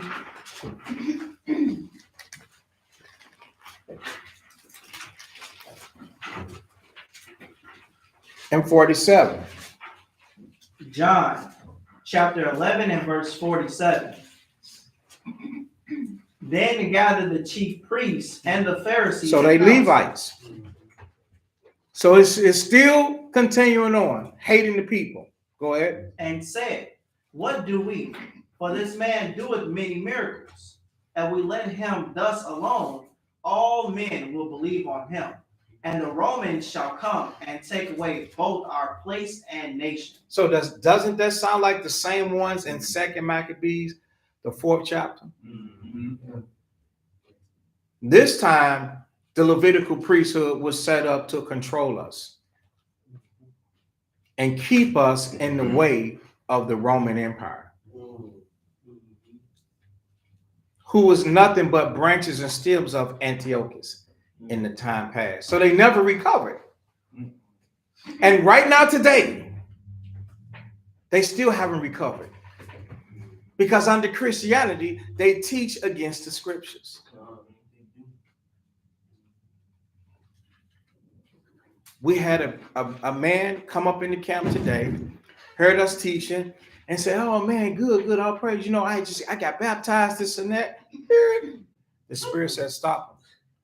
Stopped him, and he stood there. He had the Catholic rosary beads on, you know, Mary and a little baby, and then hanging from that across. So we had got offline. I just went on stop because y'all weren't going to be able to hear it. You know, they had cut the mic off. So we dealt with him, showed him. I said, listen, you didn't come in here with no accident. So, okay, you made the sacrifice and said, I'm going to give myself to Jesus, what he said. Now, with that, it's better to obey than to sacrifice. So whatever it is, now you got to ask. And then they start teaching the laws. Now you have to add to this. So when we finished, he ended up breaking the thing off of his neck. You know, we tried to burn it with fire, but the wind was up. So you got to burn it with fire. You know, we went through certain things, you know, with him to show him you cannot just say that you're going to give yourself over to the Lord, but then you walking in the footsteps of the old man. So he was able to process what he could process. We did put a lot on his plate, and he was able to understand images and idols, and that was never of us, you know. So now that's between the Most High and him, and we hope that. But the point is the vibration of the Levitical priesthood, which is the ministers of the Most High, which taught the scriptures, them being controlled by Esau is still in today. That's why you got so many crooked pastors and preachers. You could turn on the television, see them hooping and dancing and singing, and now they add the glitter and all the gleam. They got all the spice going on, you know, singing and dancing and the big mega churches and all of that. That's still, even though they might not be Levites, just let's say that's Levi, because now they have set themselves up as heads over the assembly. And the congregation and the heads over the assembly were always the Levites. So what corrupts Israel? Evil communication. That's what corrupted them. Okay, so I want to deal with what he said he was going through, what tried to get him. All the spice, go to Daniel the 8th chapter. This is what all the spice and all the niceness that's going to always fool you.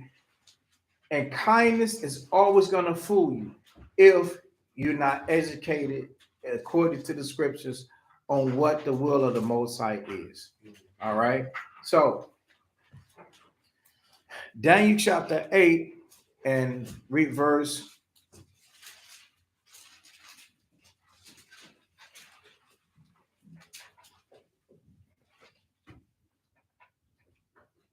23. Start at verse 23.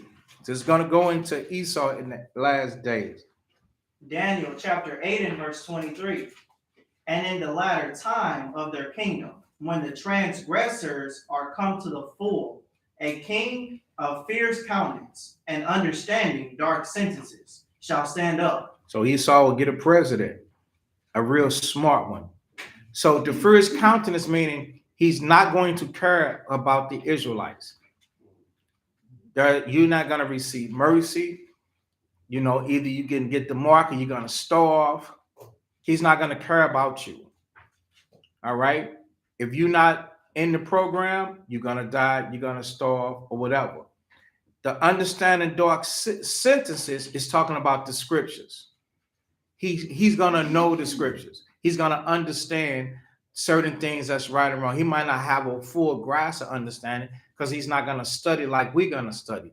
But he is going to know that the Most High got it out for them and that the Most High is trying to protect us. That's the dark sentences that he's going to understand. It's talking about the Bible. The Most High don't care about nothing but his word. Okay, go ahead. And his power shall be mighty. And his power, meaning his ability to do things, to reach out and touch you and do whatever he will, is going to be very strong. So please don't think that I'm going to be able to escape his grasp. I'm this, that, and the third. It's the mercy of the Lord that'll keep you from being consumed. If you're not under the authority of the Most High, you're going to be crushed. It ain't going to be any hope for you. Go ahead.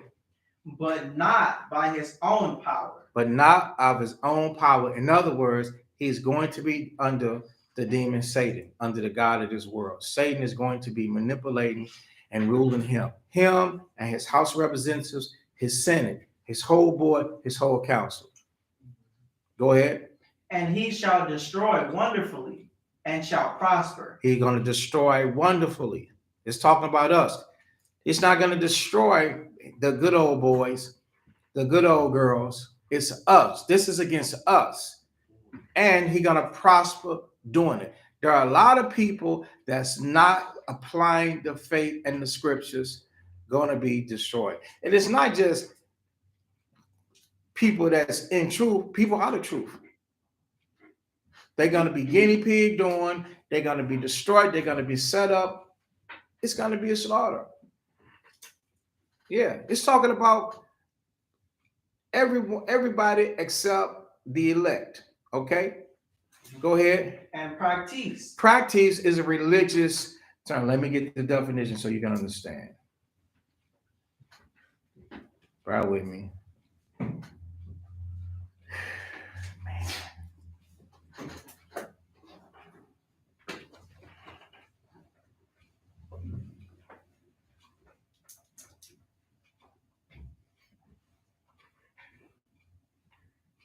Practice, perform or exercised repeatedly or regularly in order to improve or maintain proficiency.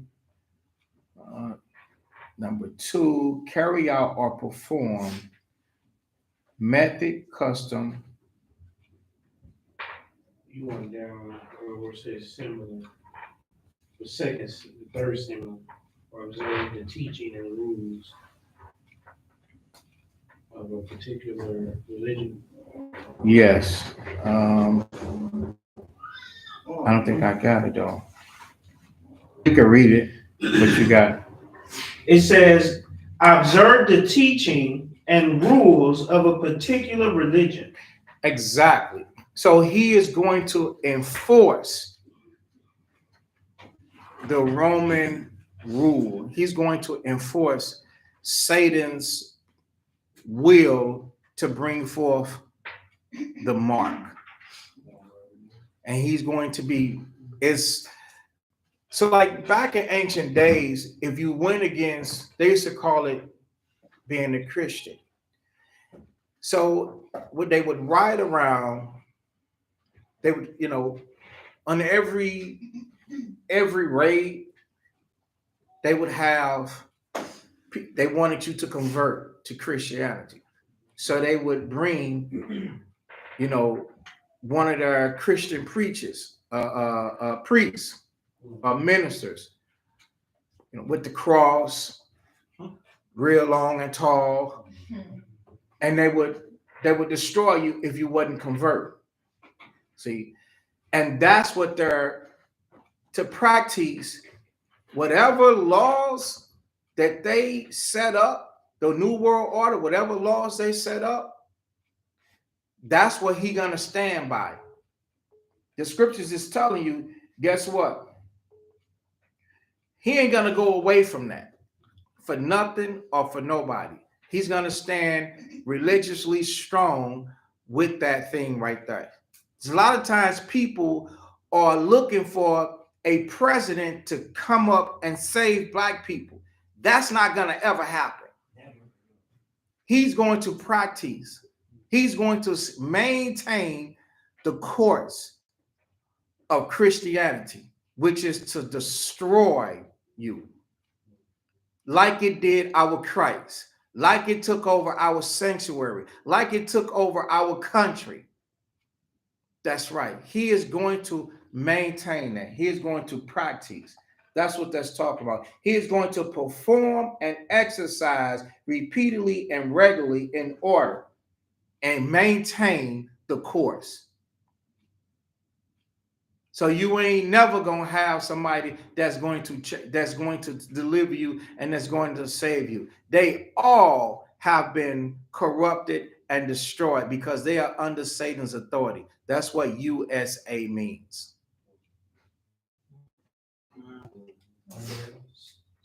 They just put that United States of America. That's just a front. But that means under Satan's authority. So we have really got to, the first thing that you have got to do is clean the inside. You got to get your spirit in line, in tune with your God, the Most High. Run your course, working out your salvation so that you can be able to walk through fire, walk through hell, walk through rain, walk through storms. Remember, what did the Lord say? He said the floods came upon it, beat upon it, the rain, the wind, and it falls not. So no matter what you go through, you're going to be able to stand.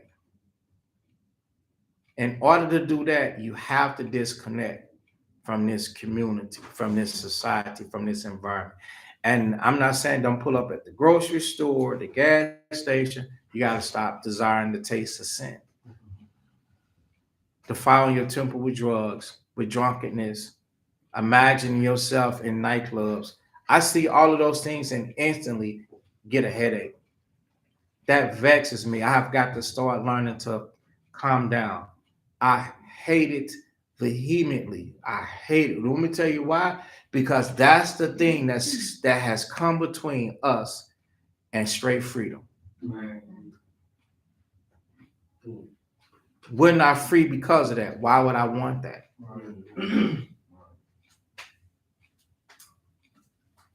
It's like having a sore finger and putting your hand in the door. It says, slam my hand in the door. You don't ask for more pain. The stuff in this environment is already a problem. Don't ask for more. You're trying to figure out, how do I live with the problems that I have? And that's where the scriptures come in at. So you got to turn to the obedience. So this man, nobody is going to save us. He gonna practice. Nobody gonna come and make it better. I'm voting for the greater of the lesser devil, demon. No. The Most High knows how to do what he's going to do. All right. So we're going to finish this, go. So go ahead. It says, and destroy the mighty. So his practices is going to destroy the mighty, the strong, and the holy people. It says the people of the holy ones. So is the mighty Israel. We still Israel, but they're going to be destroyed. And holy people. Now read verse 25. And through his policy also he shall cause craft to prosper in his hand. Right, through his policy. All right. A policy is certain things that you draw up, or certain things that you put together.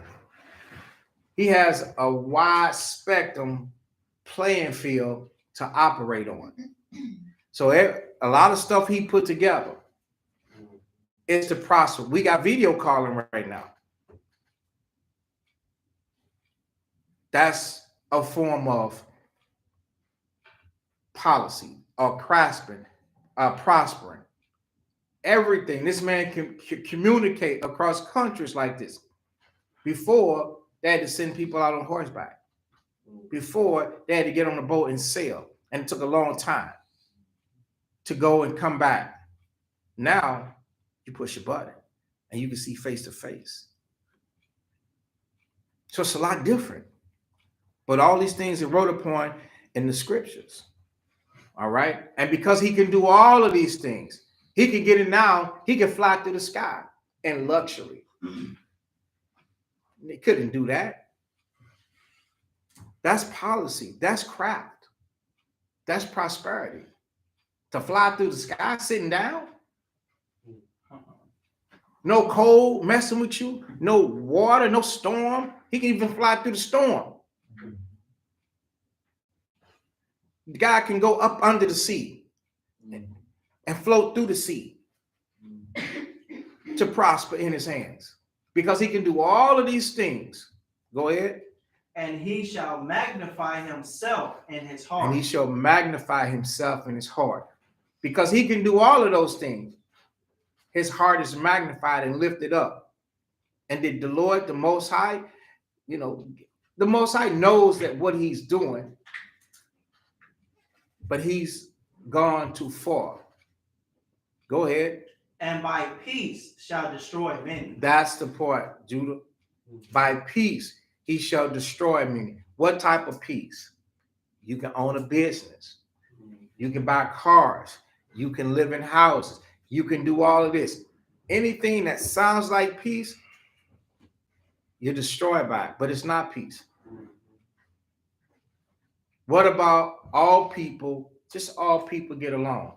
That sounds very peaceful, don't it? But that destroys the Israelites because it now, instead of us loving our people, we despise. We hate our nationality. Paul said in Corinthians 9, if we doing things against our will, a dispensation of the gospel is given to us. That shouldn't even, why is that a statement that this man will have to make? Who should be woe unto me if I preach not the gospel? Who don't want to preach the gospel? It shouldn't be that. That shouldn't even be a circumstance to where we would have to say that to a man in Israel. Oh, you don't want to preach the gospel, brother? Why don't a man want to preach the gospel? Because of the peace that got him destroyed now. You can be free from your God. That everyone should leave his God. That's in First Maccabees, the first chapter, 41. Everyone should leave his laws. Yeah, many of the Israelites consented to that trash. So he promotes the peace, and we fell for it.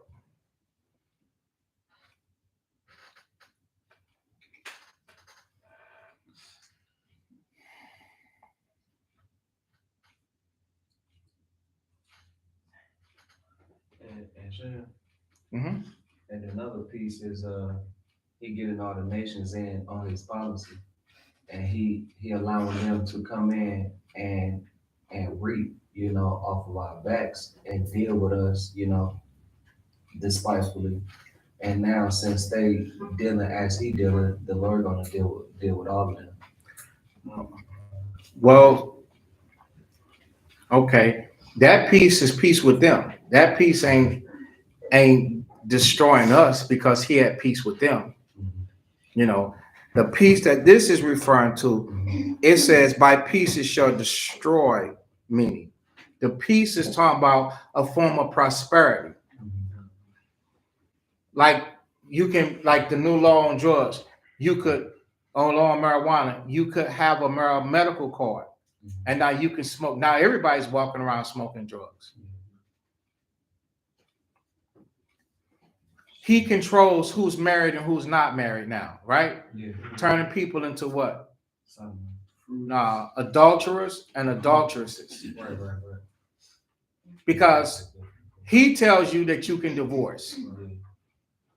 So that prosperity, that peace is getting you destroyed. So you have to go through the things that this man is calling peace.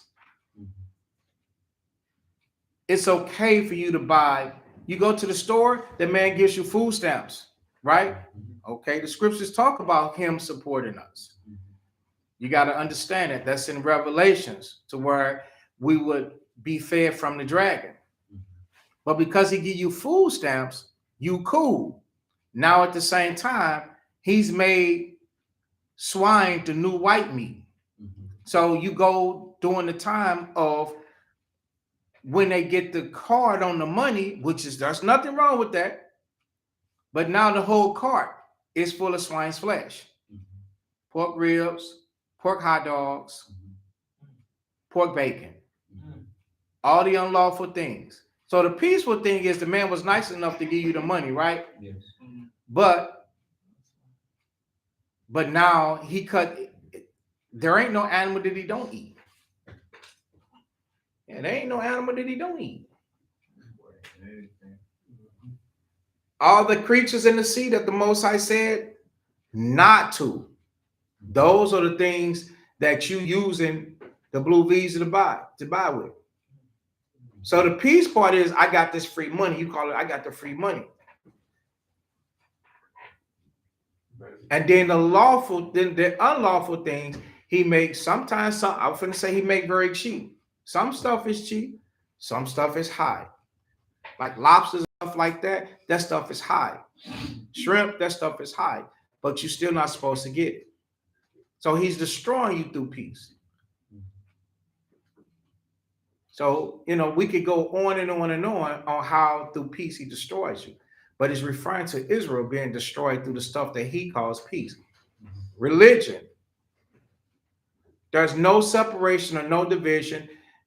Freedom of religion. You're free to serve and do whatever you want to do. Anybody can come to church. You're destroyed because of that peace. Nothing is frowned upon. You can be a lesbian. When two women with ovaries can never produce eggs because you don't carry the egg. And that's peaceful to him. And it's so deceitful that one woman would even dress and look like a man to imitate a man for the other woman. Why not just get a man?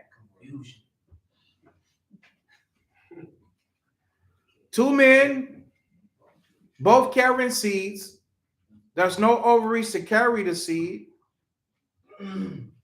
to incubate the seed. Two men be together, but the man's peace policy is we have a place for you to come and serve God. So they line on the Most High. You can come and serve God and be at peace. That peace is destroying Israel because there's not supposed to be any sodomites of the sons of Israel. So we could go on and on and on.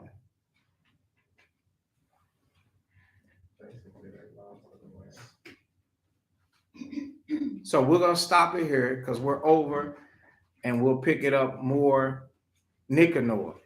So all of these things is going on and these brothers are seeing all of this behavior. We're in the 21st century. Whatever century they lived in, they're seeing it. They're seeing it. And they're like, this ain't right. And they fought against it. So this is what we're supposed to do. We can't go out and kill nobody, but what we can do is teach against sin and show our people these scriptures on how the peace is really destroying them. How would you like as a man to grow up? I'm gonna stop. Yeah, I'll finish. How would you like for a man to grow up and your child is, because the nations told him that he could do drugs, now he's a junkie? He's a zombie. Didn't you see our people on those drugs? They don't have no chemist. So how'd you get that drug? How many you got? What is that? Netflix. All right. Y'all seen the show on there called Crack? Look it up. Crack. C-R-A-C-K. Watch it. And you're going to see what this man has done to us. And none of our people are chemists. We don't grow the weed. We don't grow the heroin. We don't grow the crack. We don't go cocaine. We don't have poppy field. None of that. But yet, it's in our community. Boatloads of it. Enough to destroy our community. All of the mind state of our people. And that plague we call peace. I'm done, man. Matthew 26. This is what those brothers was fighting against. And the teachers of the Bible walked away from the scriptures to join in on the lifestyle of the Greeks. That's something we can do.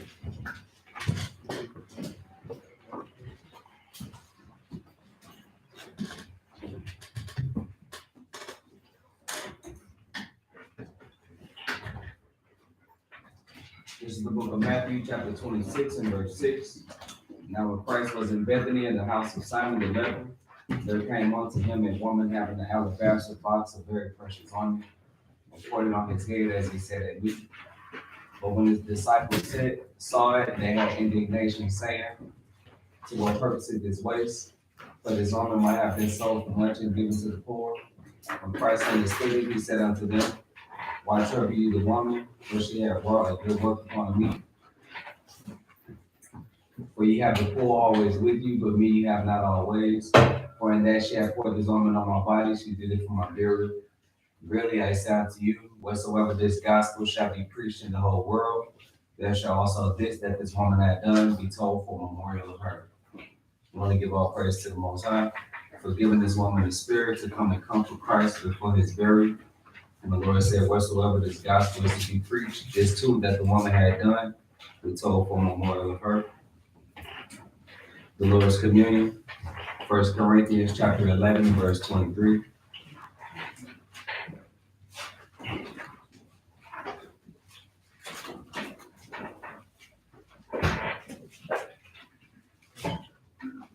For I have received of the Lord that which also I delivered unto you, that the Lord the Christ, the same night in which he was betrayed, took bread, and when he had given thanks, he brake it and said, Take, eat, this is my body, which is broken for you.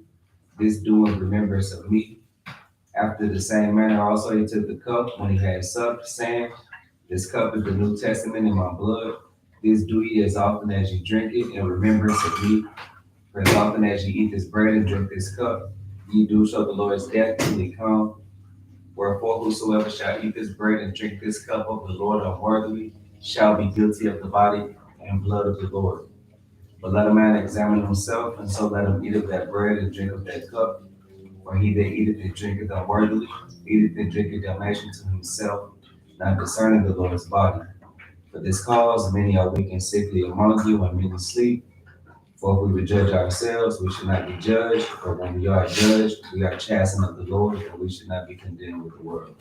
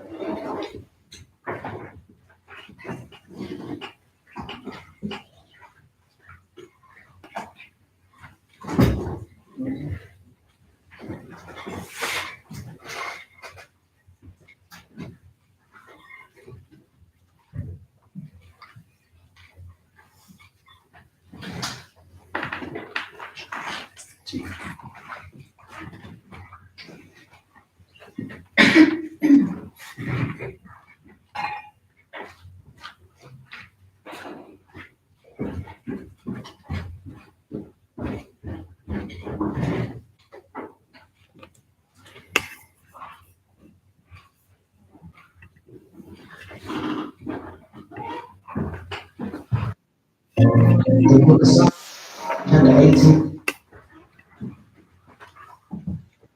James took his 9 to 5 job and is now making over $50,000 online. James is implementing this. We get closer to the end. Get closer to the second coming.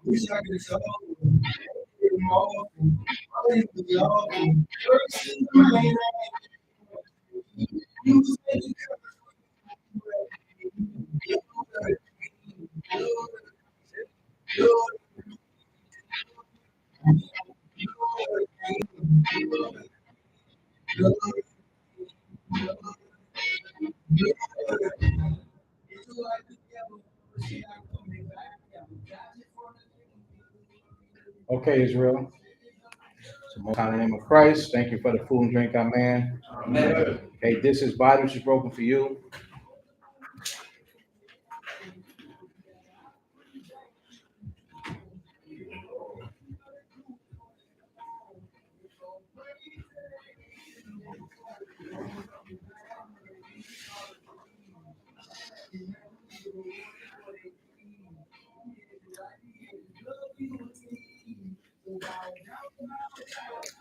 Okay, this is blood.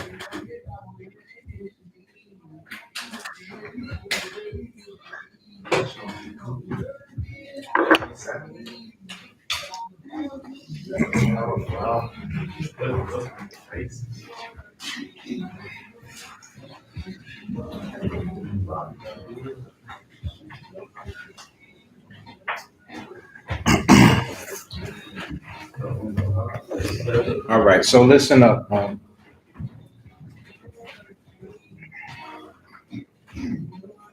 Right after we send up prayers, 5 minutes, men. I need you for 5 minutes. Okay, so and that would be it. So we're gonna stand and face Jerusalem. All right.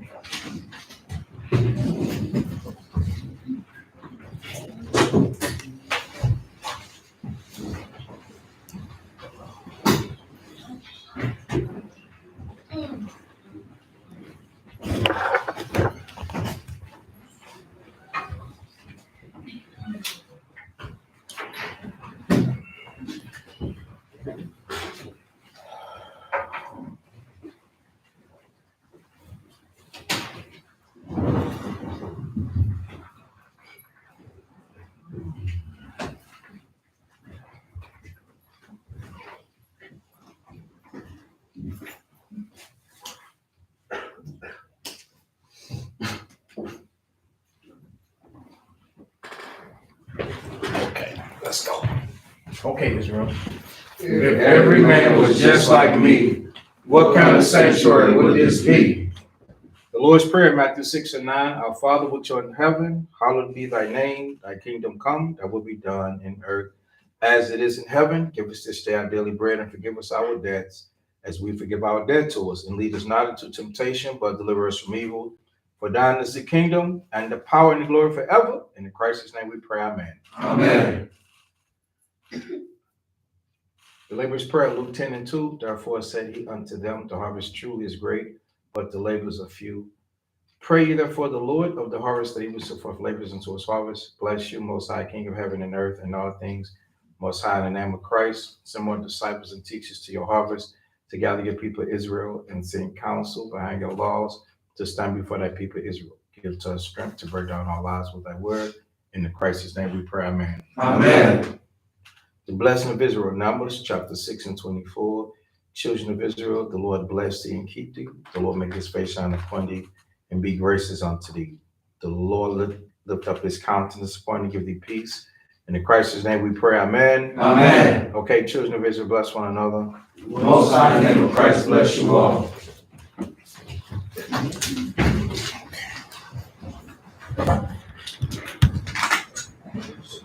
All right, Israelites. Most high in Christ bless. Good night.